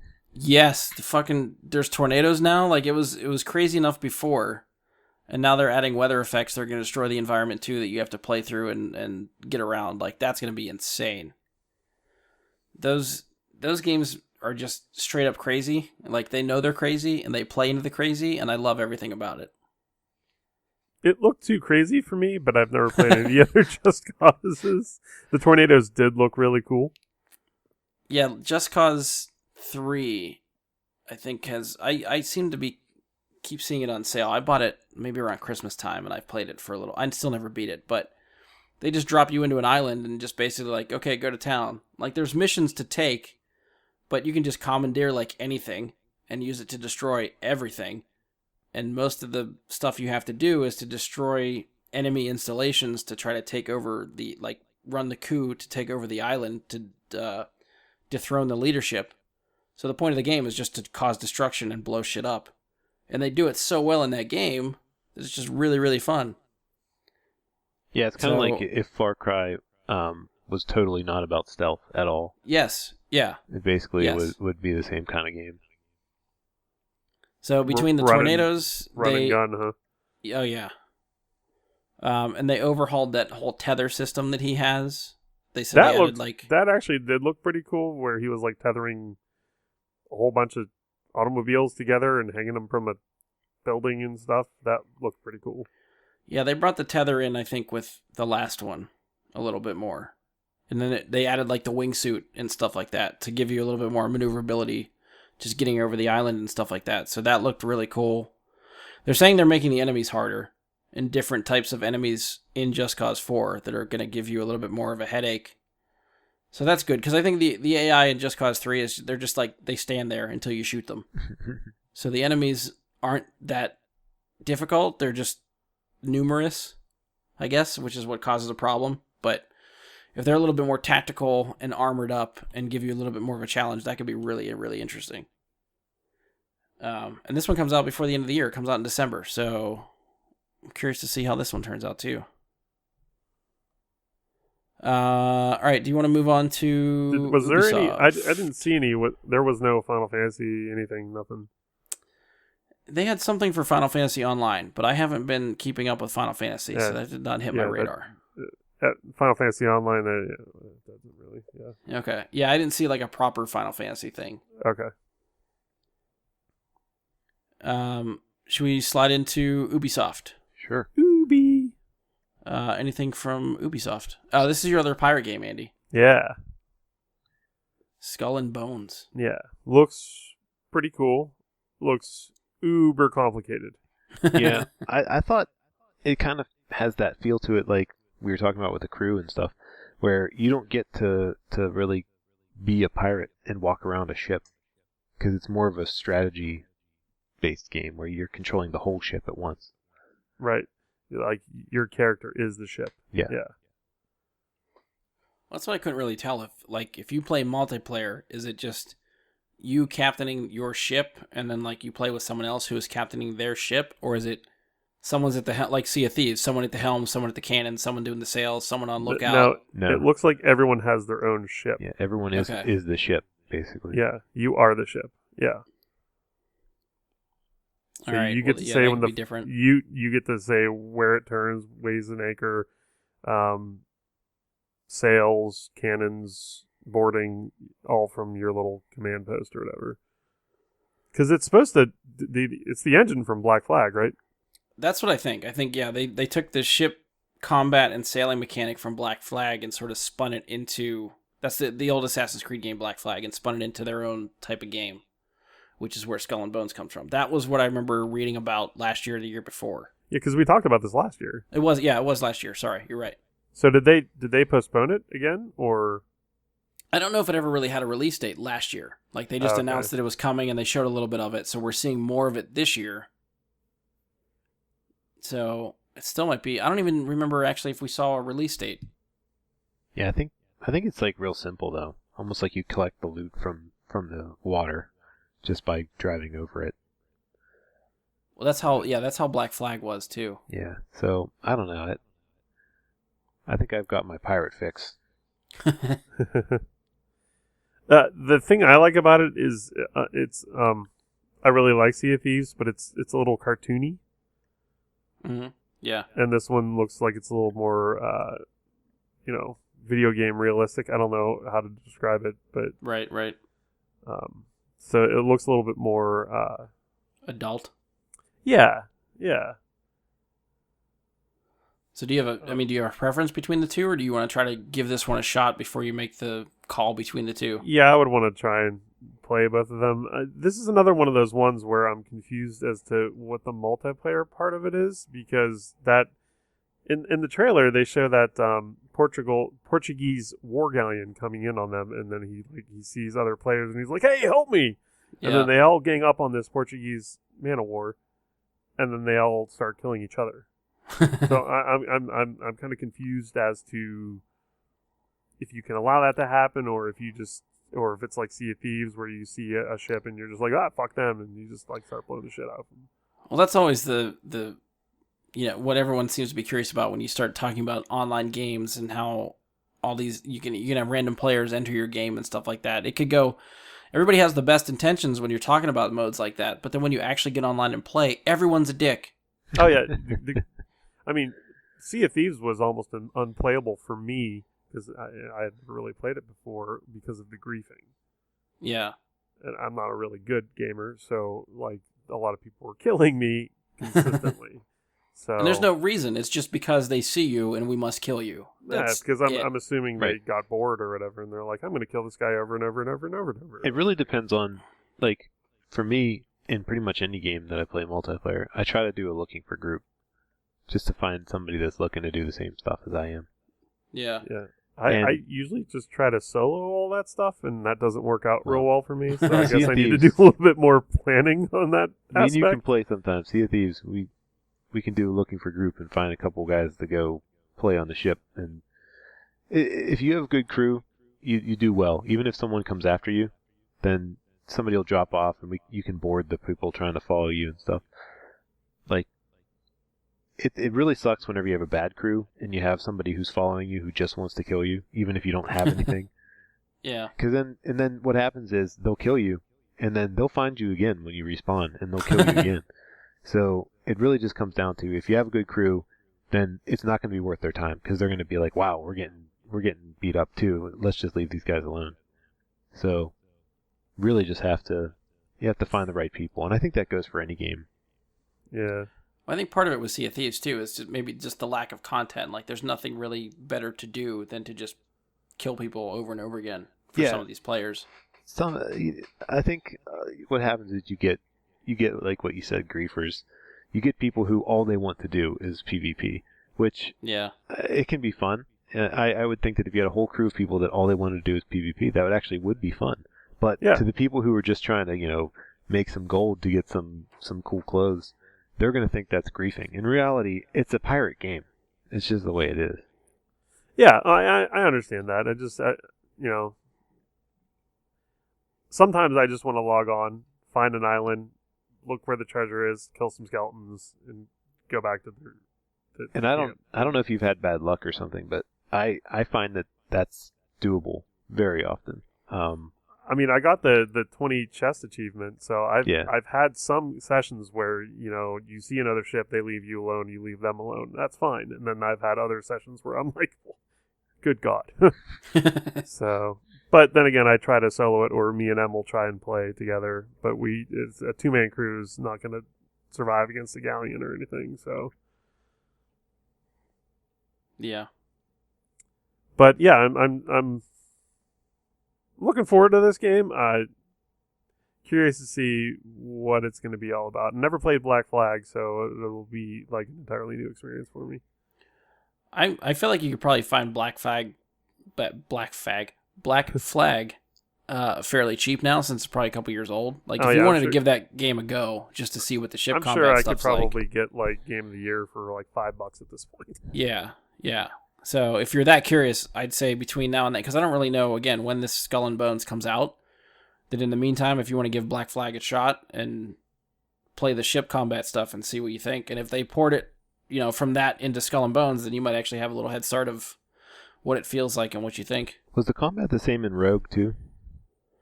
I never played Rogue, so I'm not sure. That's on 360. I don't know if it's back compat. I think it is now. I feel like all the Assassin's Creed games are now. Okay.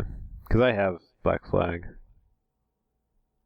So I'll have to try because I think Black Flag was free for Xbox One at one point, and I think that's when I picked it up. I got it when it was like $6 or something. Okay. Back when I first bought my Xbox One. Yeah. Well, speaking of Assassin's Creed, Ubisoft is obviously making another Assassin's Creed. This is Assassin's Creed Odyssey. This one's ancient Greece. It looks like you get some sort of powerful spear that gives you a little bit of a leg up, I guess, in the combat. Like, they're like kicking people off ledges, like across them, What's great is they're doing the Leonidas from 300 kick. Yeah, which is that's what I've seen. Yeah, awesome, in my opinion. And the spear is actually a piece of Leonidas' spear, so I think you're actually related to King Leonidas in some form or fashion. I know I was talking to Romano about this because he's the Assassin's Creed guru, and I know he's excited for this one. He was actually theorizing that the spear, like if you followed the story from the other games, is like the Templars are always after the piece of Eden, which is some sort of relic that they're always after in every time period and stuff like that. That his theory was the spear might actually be that piece of Eden in this game. Okay. So that could be a cool little twist for the story if they go that route. I don't know. What do you guys think of the Assassin's Creed? It looks beautiful. Yeah. I'm sure that'll be a good setting. I don't know how much of Europe they'll actually show besides Greece. Maybe some more areas. But Have you guys? How much of the Assassin's Creed games have you played, Jeff? You said you had Black Flag. Did you play any other ones? no, Okay. Yeah, Andy? I'm not. you I'm know, not nothing? I never big into it actually, either. I never played any of the Assassin's Creed games before that, and I was just looking for something to add to my Xbox because I didn't have much when I first got it, you know. So I threw it in, and I'm like, what is this office that I'm in? What I'm in like Oh, suddenly yeah. in a cubicle? Like what Yeah. is it? So I was texting my friend, and he's like, yeah, that's how all of them are. They do this memory thing. I'm like, oh, okay. I had no idea at the time, but Which, yeah, the stuff in the quote unquote present day or whatever you're doing before you get in the machine that accesses memories, those parts of the games always felt distracting to me. I'd rather just be in the past playing through these characters. Like, that's the fun part. I don't really give a shit about the other stuff. It's kind of like the movie was like that too. I liked seeing Yeah. him in the past less so than I saw him in the, what did they call that machine that you're in or whatever? It's the Animus. Yeah, the Animus. Yeah. Yeah, so I know Romano's going to be getting that. I might pick it up later. I haven't bought an Assassin's Creed game like day one for a while. I usually pick them up after the fact. yeah, I might get the latest one in Egypt. What was that one called? Origins? Yeah, That one also looks really cool. just because it would be a nice thing to showcase how nice my Xbox One X looks. Yeah. I'd like to see I it. know Romano swears by that game. He really likes it. He said he's put over like 120 hours in that thing and still not done. Really. And is there more to it than just, running around, sneaking up behind people and stuff? Or I think there's more of an RPG element to this one. Really? Like leveling stuff up and getting different equipment and gearing your guy out and stuff like that. I think there's more of that's in this one, in Origins, that's been in past Assassin's Creed games. Okay. That Like, sounds- you could always get some gear to, like, make your guy a little bit better, but it was just based on stats of, like, the weapons and stuff like that you've had. So I think there might be going a little bit more full bore into that for this one. Or for Origins, not Odyssey. Of course, I don't know. Odyssey might do the same thing. I'm not real sure. Probably. They probably found that formula pretty good, so. Yeah. I know Emily's pretty excited to be able to play as a female assassin. I guess that's the Yes, first time yeah. they've allowed this. Well, I actually picked up Assassin's Creed Syndicate because it was free, was the games with gold last month or the month before. And that one, you can alternate between a male and female character. So you don't pick one and you're not stuck with one from the start. You can just alternate between the two. But that does have a playable female assassin. That one was actually kind of cool too. That's the one that's in like London. It was pretty sweet. I know a lot of at least an Assassin's Creed fanboy I know at work is constantly telling me, like, God damn it, feudal Japan. God damn it, feudal Japan. Like, every time one releases, he's like, but it's not feudal Japan. So apparently a lot of Assassin's Creed fanboys want Assassin's Creed feudal Japan. With That could be interesting, samurais and ninjas and shit. So, Yeah. and it's not it, so he's upset. They should do like the time of conquistadors in like Central America or something. Yeah, that like Montezuma and Yeah. Aztec, Incan stuff. Like see what whatever that was, Tenochtitlan or whatever looked like back then. That'd be pretty cool. It does seem like they're really just jumping around with the time periods. Like, they just pick whatever the hell they feel like at this point and go for it. But I guess that's what you got to do when you try to put a game out every year. So we'll have to see what they pick next year now. Feudal Anything Japan. else? Hashtag feudal Japan. At least you're speaking for your buddy. That's cool. Anything else from Ubisoft? We already talked about Division. Is there anything else from you guys? I can't remember if there were any other reveals they had.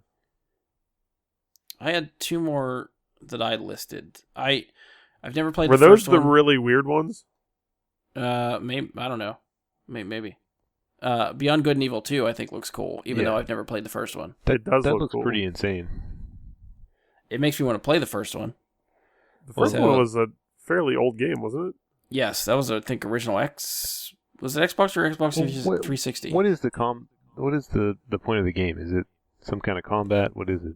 I honestly don't know because I've never played the first one, and I remember it flying under my radar that I never really paid attention to it.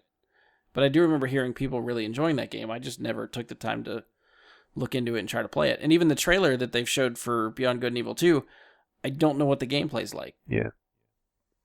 The trailer made me think this looks like a really good movie. Can we have just a movie basically? Yeah, I'd be fine with that too, actually. I'm just wondering if it's going to be like an open world kind of like RPG. Is it, just a single story that you just play through, kind of like a Battlefront 2 kind of, right. Yeah, Yeah, that could be one. I definitely have my eyes on it. I don't know when I'll decide to try to play it or go back and play the first one, but from the trailer, it caught my attention, and it's flying on my radar somewhere now that I'd like to learn more about it. I just didn't get to do all the research before we started recording, so I know nothing going into this. The last game I have from Ubisoft is Trials Rising, which is the dirt bike game. Because I've played the other few Trials games, and they are so fucking fun, but amazingly frustrating at the same time. But I still love them and play them. They're all about like just how the bike physics work and trying to get around obstacles, and you're against the clock, and then if you have other friends that play, you're racing against their ghosts, trying to beat their time and stuff like that. But when you get to some of those harder levels, holy crap, are they difficult. Those are throw the controller type difficult. Have either of you played any of the Trials games? Or is it just me? No. Nope. No? I'm going to take that as a no. Okay. It looks kind of Tony Hawkish to me, where you just kind of get in the air and button mash until you do a bunch of tricks. That game was gold that I got like a month ago, Trials of the Blood Dragon. Is that a Trials game? Yes. Okay. That's kind of like a spin-off, I guess. That's a melding between Trials and then the Blood Dragon spin-off from Far Cry 3. Yeah, I have that too. Yeah, so it like melded those two worlds together. Oh. So I started playing a little bit. I think that one has some sort of like a story element to it, where the other Trials games don't. You're just picking tracks, and you'd like it, Andy. You're just picking tracks from a list and going through them. Yeah, those type of games don't need story modes, in my opinion. Yeah, because they have story mode racing games. They have like what is it? There was a movie just recently with Aaron Paul. Fuck. Need for Speed. There you go. It wasn't all that recent, but it was. I do like that movie. Recent enough. Yeah, those games, the Need for Speed games, really try to push the story in their games, and I can't get into either of those. I've seen the last couple, and I couldn't get into them. Yeah, just let me log on, pick a track, collect my cars, customize, paint. I don't need all that other jazz. Yeah. I think that's it for me for Ubisoft. Anything else from you guys? There's that Starlink thing, but I didn't really look at it too closely. I just saw they gave what's his name some kind of Star Fox. Oh yeah, Star Fox is in there. Yeah. Oh. Yeah, because they had a deal with Nintendo last year to put Mario in one of the Rabbids games that they have. Oh yeah. And I think that's continuing, and then they have another game. Donkey Kong's in it now too. Yeah, that's right. And then the game Jeff's talking about, it almost seems like they have, it's like the collectibles where you go to the store, you buy this thing, and it loads the ship into the game. Oh yeah, the amiibos. Yeah. Yes, that's it. Yeah. And so they're doing a game like that where you collect the ships, but they're bringing over Star Fox and his fighter for that game, which Star Fox alone gets me interested, but not enough to want to buy the game and all those collectibles. Well, and stuff it looks like that. the game is actually for Switch, which I was surprised by too. That would make sense too, because I guess Nintendo probably doesn't want their character being Star Fox played on other consoles, so it probably would make it a Switch exclusive. That makes sense. I don't know if it's exclusive or not, but I'm sure that Star Fox is exclusive to the Switch. Okay. Like if the game, gotcha. if this Starlink comes out somewhere else, then obviously you don't have the amiibo hardware that you could use to get the Star Fox into it. So yeah, I don't know if it's exclusive or not, but yeah, it might be I think that makes sense. What was that fighting game with the swords? Where I don't know if that's real specific. Fighting game with the swords. Soul Calibur. Oh, okay. Yeah. You know how like they had a different character for each console that they release it on? You Right. could play as the guy from Tekken for Sony, and you could play as Spawn for on Xbox. Xbox, and Link was in yeah. Nintendo. Yep. Yeah. So it might be something like that. Yeah, you can play Yeah, as Link in console Skyrim if you have the Link amiibo. Really? Yeah. That's interesting. All right, so we move on to Sony. Anything from Sony? Do you want to jump into Destiny now, Andy? Because this is where the trailer came from. They showed that trailer during the Sony briefing. As much as you want to skate around the issue, I don't know if there's anything you want to chime in about for Destiny. Not really. It still hasn't pulled me back in, honestly.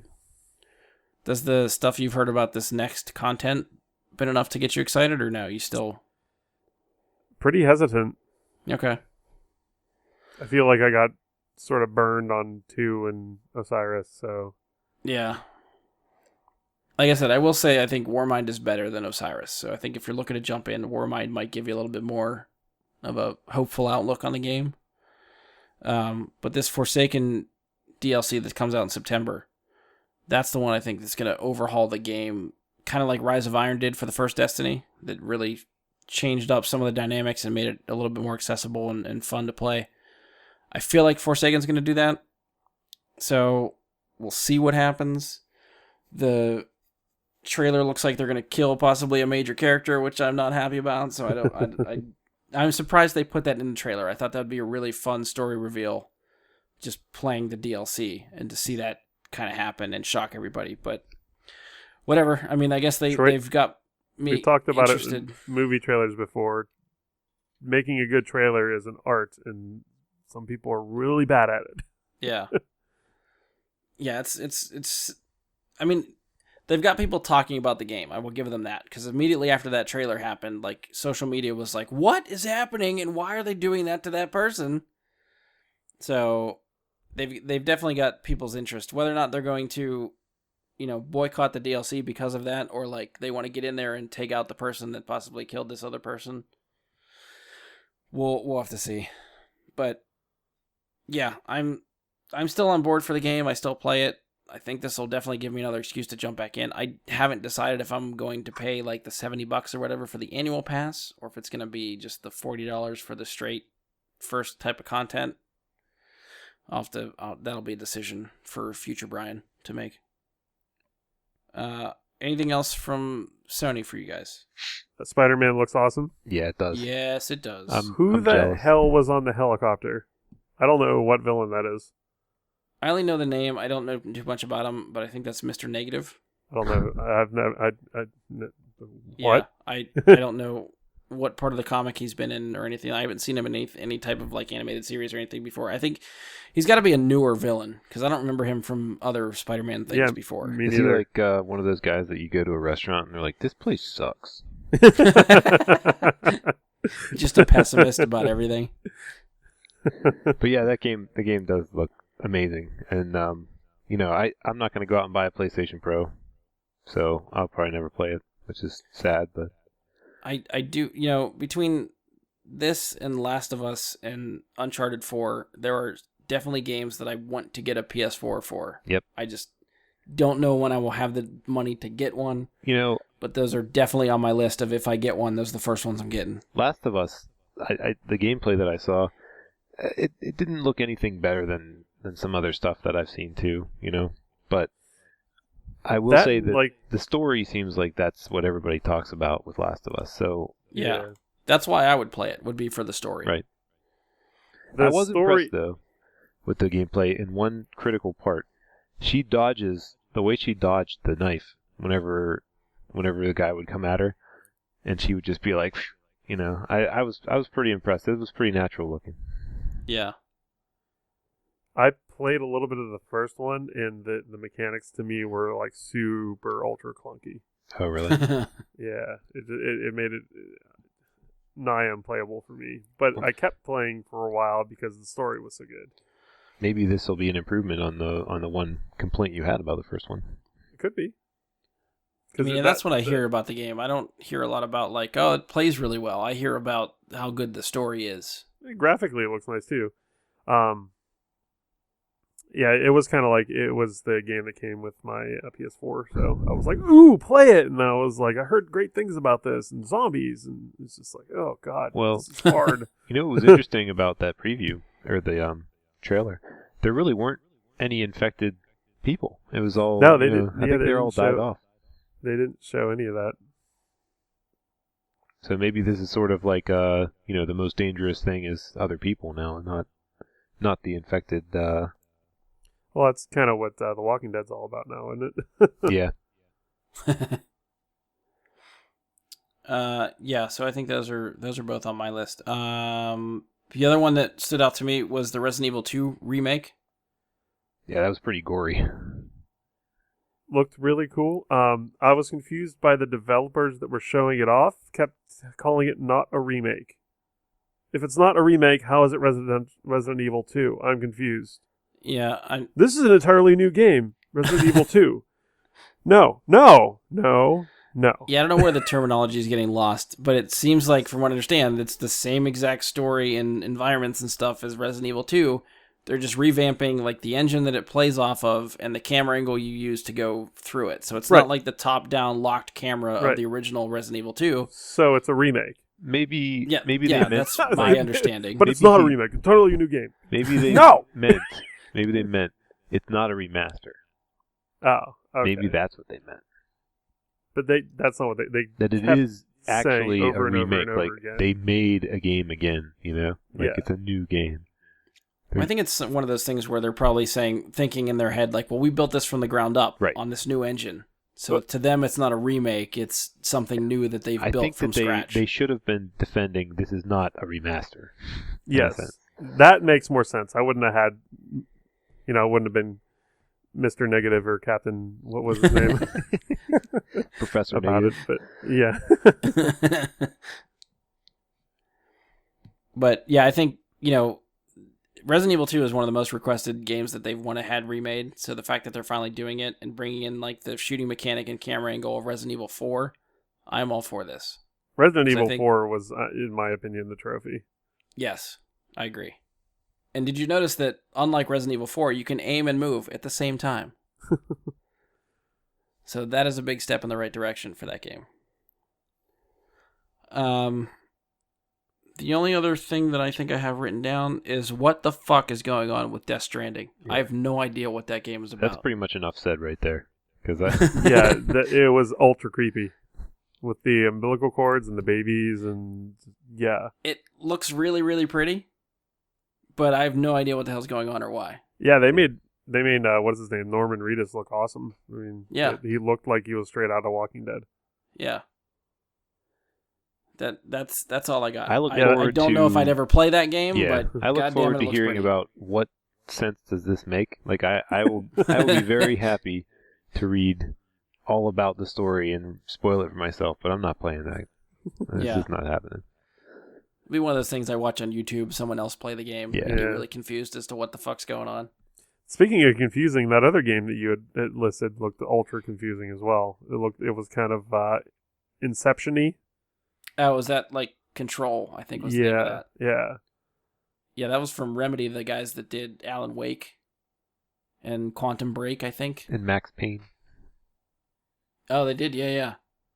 Yeah, that one looked trippy as hell. Yeah. But I felt like I could get more on board with that one than Death Stranding.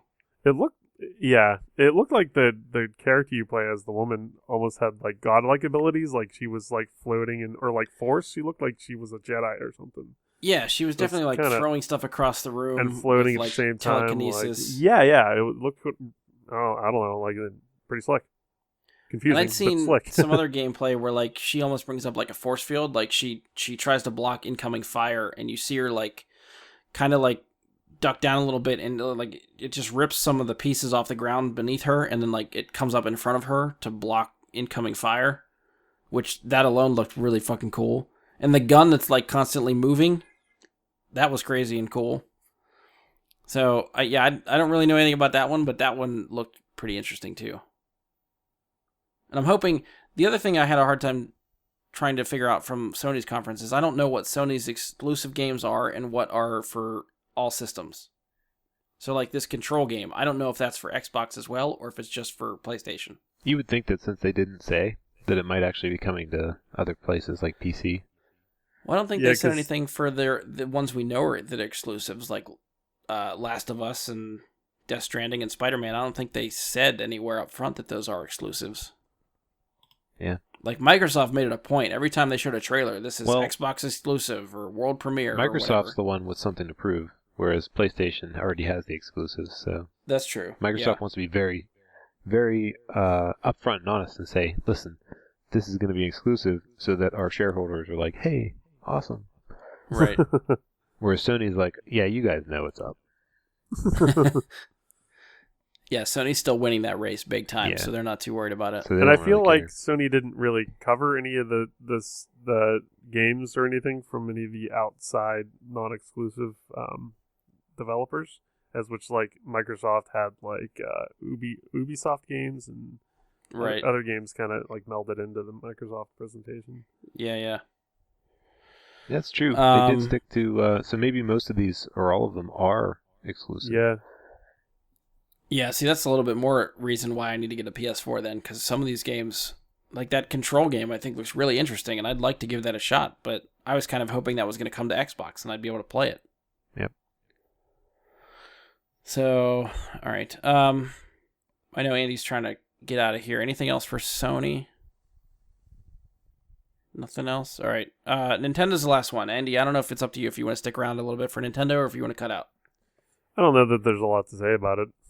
Okay, we'll see if we can get through it quickly. I had 3 things that I took notes on from Nintendo. Super Mario Party's coming. Yeah. I'm excited for that. That's coming out in October. Fortnite is coming to the Switch. Which I already downloaded, and I tried it. And Super Smash Bros. Ultimate is coming to the Switch. Are you guys, at the end of the year, are you guys December. into Smash? Are you guys Smash fans? I think it's a fun game. I was never really good at it. And same here. oh yeah, fuck Little Mac. Forgot about your hatred of Little Mac. Fuck that little fuck. Sorry. Do you get owned by him in Smash too, or is it just other games? He's a boxer. Get the fuck out of here. So yeah, those are the 3 that I wrote down. So whatever you guys want to chime in for those 3. Yeah, Smash Brothers seems pretty cool. I'm sure there'll be some kind of like big, electronic gaming league or something that comes up around it. Oh yeah, I'm sure there'll be a world championship. That'll be the big get on Switch. That'll probably make a lot of Switches, be sold. Because I mean, it's gonna. I was surprised the amount of people they had in that game. They touted it as like everyone that's ever been in a Smash Brothers game ever. Yeah, and the cool thing I thought was that you actually have to unlock people too. You don't just get them from the start. Okay, that's interesting. So they're going back to their roots a little bit on that. So you have to play the game to get the characters. Yep. Are any of them going to be like Amiibo? I don't really know. I don't know if I read that anywhere. It'd be cool if it was. I wish that I had some use for my Lego Dimensions characters. They're all just sitting in a drawer. Was that a good game? We kind of bought a lot of the clearance stuff when they kind of canceled it and whatnot. I think it's worth it now to pick up since it's so cheap. And then you get to keep the toys. They're legitimate actual Legos. They're not like, some kind of fake thing like those keychains that you get sometimes. Right. And I have a lot of minifigures, more than I should. So they just add to my collection. It's the only way you'll be able to play Lego Ghostbusters content. Mm-hmm. So that's the way true. to go. But yeah, really, I was excited for the for the Nintendo E3 because there were some leaks early in the week that Best Buy had accidentally messed up, I guess, and it looked like Netflix and YouTube and possibly a browser were coming to the Switch, which would actually be pretty nice because it's a decent sized tablet. It's got decent battery. Yeah. But none of that stuff came out. So I'm really surprised that that's the case because it really looked like a legitimate leak. Yeah. Because it'd be kind of cool to watch watch Netflix on there, or even jump on like the airplane Wi-Fi and watch their videos through it instead of my phone. Correct me if I'm wrong, but you can do that on Wii and Wii U, right? What, like Netflix and all that stuff? Yeah. Yeah, but you can't take it with you. Oh, right. Okay. The Wii U pad is locked to the Wii U in your house. But Jeff, you said you got Fortnite too? yeah, I got Fortnite, and it seems to work fine. I mean, it's just and it's crossplay with Xbox and PC. So, what was weird It's though? funny that Sony's still holding out with the crossplay stuff. This was bad because, if you had ever played Fortnite on PlayStation, your Ubisoft account just can't even log in on Nintendo. So, like, that's what everybody's mad about. It's not like, yeah, Sony always stops crossplay, right? But in this case, it's like my game doesn't even work on my account that I want to use because I one time played on PlayStation. So you have to start from scratch if you play on any other console? No, just PlayStation. I mean, like if you play on PlayStation, if you try to play on like Switch or Xbox or PC, you have to do a complete new account. If you tried to just play on Switch, Switch was the only one that was broken. Oh, because okay. The accounts as they exist today, I think you can cross between them, but they just can't cross play. Okay, gotcha. Okay. So, I don't play too much. I only played a couple games of it in my life. So yeah, that's about as far as I got. But I was most excited, I back. think. Really, my biggest thing was Mario Party, because I played a lot of Mario Party on the Wii. So that's one of the ones I really like. Yeah, it was good on all the consoles, like GameCube, 64. I mean, Mario Party is pretty awesome. That's one of the best games for like couch co-op now. Oh yeah, great. You know, it's kind of like a board game and right, especially with the Switch having a very lackluster. You know, it didn't come with like a Wii Sports. It didn't. That 1-2 Switch was not even a console included game. You had to buy that. Yeah. And so this could become the new go-to. Like, hey, we got stuff to do on the Switch, you know, because it's supposed to be where you get people together. It looked pretty cool because you could actually take two Switches, put them next to each other, and then you just draw a line to show how they connect, so that they can figure it out, and then you can have like a big board game with two Switches, so then you can have the characters go between the two. So that's replayability because you can change up the way the map looks or stuff like that whenever you're playing. And also, you know, it gives people a reason to buy two Switches, so I'm sure Nintendo is excited about that one. So you have a Switch. I'm really confused about this, like what looks like some sort of weird construction papery game. Yeah, I'm not buying that. So. What the fuck is that? Basically, it's like all these construction projects you can build, and then you put the little side piece, you know, what are they called, Joy-Cons, into the various spaces, and the sensors can actually understand which, you know, the game knows which thing you built. Then the sensors in the Joy-Cons can actually tell what you want to do. So in the case of the piano, the one Joy-Con has a infrared receiver on the front of it, and it actually can tell which keys you press just based on that. So if you actually take the reflective tape that they include in the construction project stuff and put it in front of it, if you had that mode on, it would just start playing sounds like, you know. So I don't know. There's a lot of YouTube videos about it. That's how I know about it. I'm not sold on it. Like everybody says, well, it's not for you. It's for the kids. I'm like, I don't think kids are having fun with this either. Yeah. So it just looks ultra confusing and I think too much work. You build something once, and it sits in the corner and gets dusty, and you eventually recycle it. That's what I think. Because I think just like any other kid's toy, they're gonna be excited for it, and then they'll never touch it again. Yeah, I can see that. And it sure seems like that's what happened. You know, I don't know. I was very pessimistic about it when it first came out and everybody said, well, you know, it's not, you're not the target audience. It's like, well, you know, I'm saying the target audience is still also going to not like it. Right. But I still got to give props to Nintendo though. They're experimenting and trying stuff out. So yeah, and that's the way I felt about this Bethesda game. Is that a lot of people were like up in arms about it not having a story or something and being like Sea of Thieves. Well, I really like Sea of Thieves, so this might be the first Fallout game I buy. Right. So I'm excited for that in that sense too. So, but yeah, I agree with you. Nintendo does do some interesting things. I mean, we got analog stick on a controller from them. Like really their D-pad is still the best D-pad you can get on anything. But yeah, maybe we'll... Yeah, I've heard nothing but good things about the Switch. I really like it, actually. I just got it about a month ago. So I was half and half on it until I was watching some Labo videos, and then I really liked the hardware in the Labo videos. I'm like, this is actually really cool. So yeah. All right, so I think that's probably where we'll shut it down, right? I think we've hit enough. I think we covered everybody. Yeah, I don't think there's much else here. They had some like Xenoblade and junk, but who cares? Yeah, that's all the Japanese stuff that I don't play anyway. That's another reason I was going to half and half on the Switch in the first place. Is there's a good portion of the games that I will never even look at.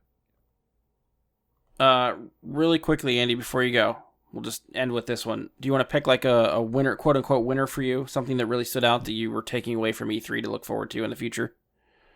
I'd probably say Bethesda. As confused as I am about Fallout, I always get excited about it.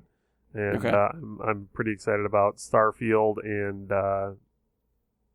ES6 as far out as they actually are. Yeah. Jeff, anything from you?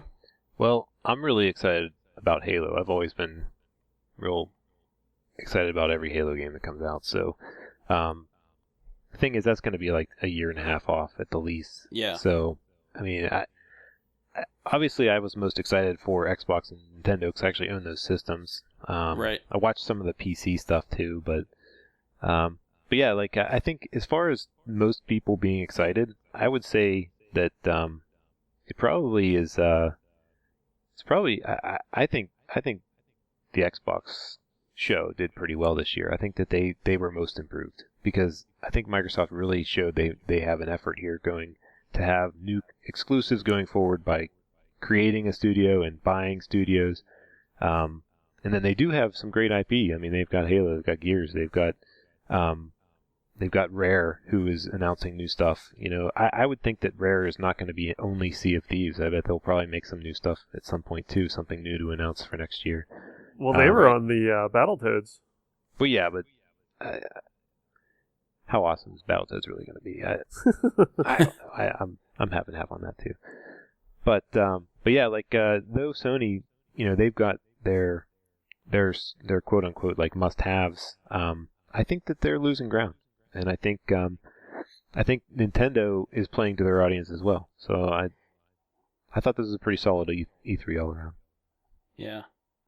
Yeah, I agree with you with Microsoft. I think they're setting themselves up for the future. I don't know if I'd say they won this one for me. Won. I think that they won best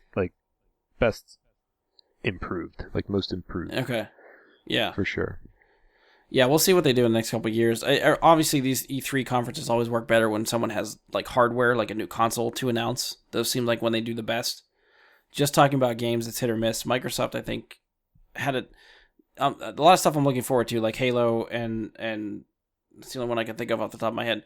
But I think they're doing good with some of their games. Sony, maybe it's just because I don't have a PS4, and the fact that I don't have one makes me really want to play the games that I can't play.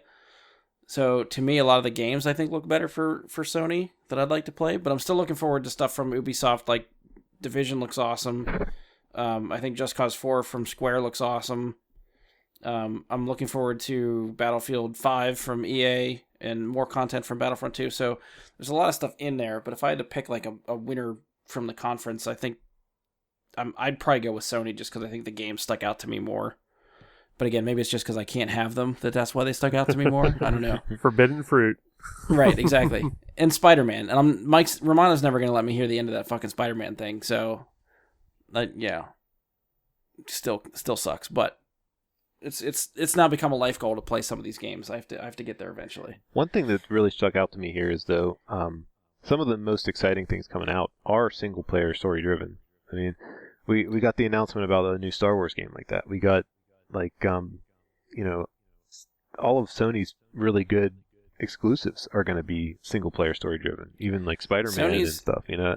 Yeah, Sony's never had a problem sticking their guns with single player story driven games. I'd say, it's hard for me to say, Sony won, but usually they always do. So I would say I like where Sony's going more than I like where a lot of the other stuff is going. Yeah. All right, that's fair. Yeah. All right, I guess that's it for us. We're going to wrap it up. Another E3 in the books. I'm sure next year we'll try to get the same crew together to do it again, because that's what we've been doing. So if you enjoyed the show, please stop by iTunes, leave us a 5-star rating and review. Be sure to share, subscribe, favorite the show wherever you can listen to us at. We are now available on Google Play. If you haven't found us there yet, Android users, you can check us out there. Find us on Facebook, search Bry Guy Super Friends, or go to facebook.com/Bry Guy Super Friends. Send us questions, comments, topic suggestions, any of that stuff through Facebook. You can also email us, bryguysuperfriends@gmail.com, or tweet us at BGSuperFriends on Twitter. I've said this for the past 5 months. I don't check those very often, but you can send us stuff there. I'll get it eventually. On behalf of Andy, Jeff, and myself, thank you for listening, and we will talk to you next time. Arg.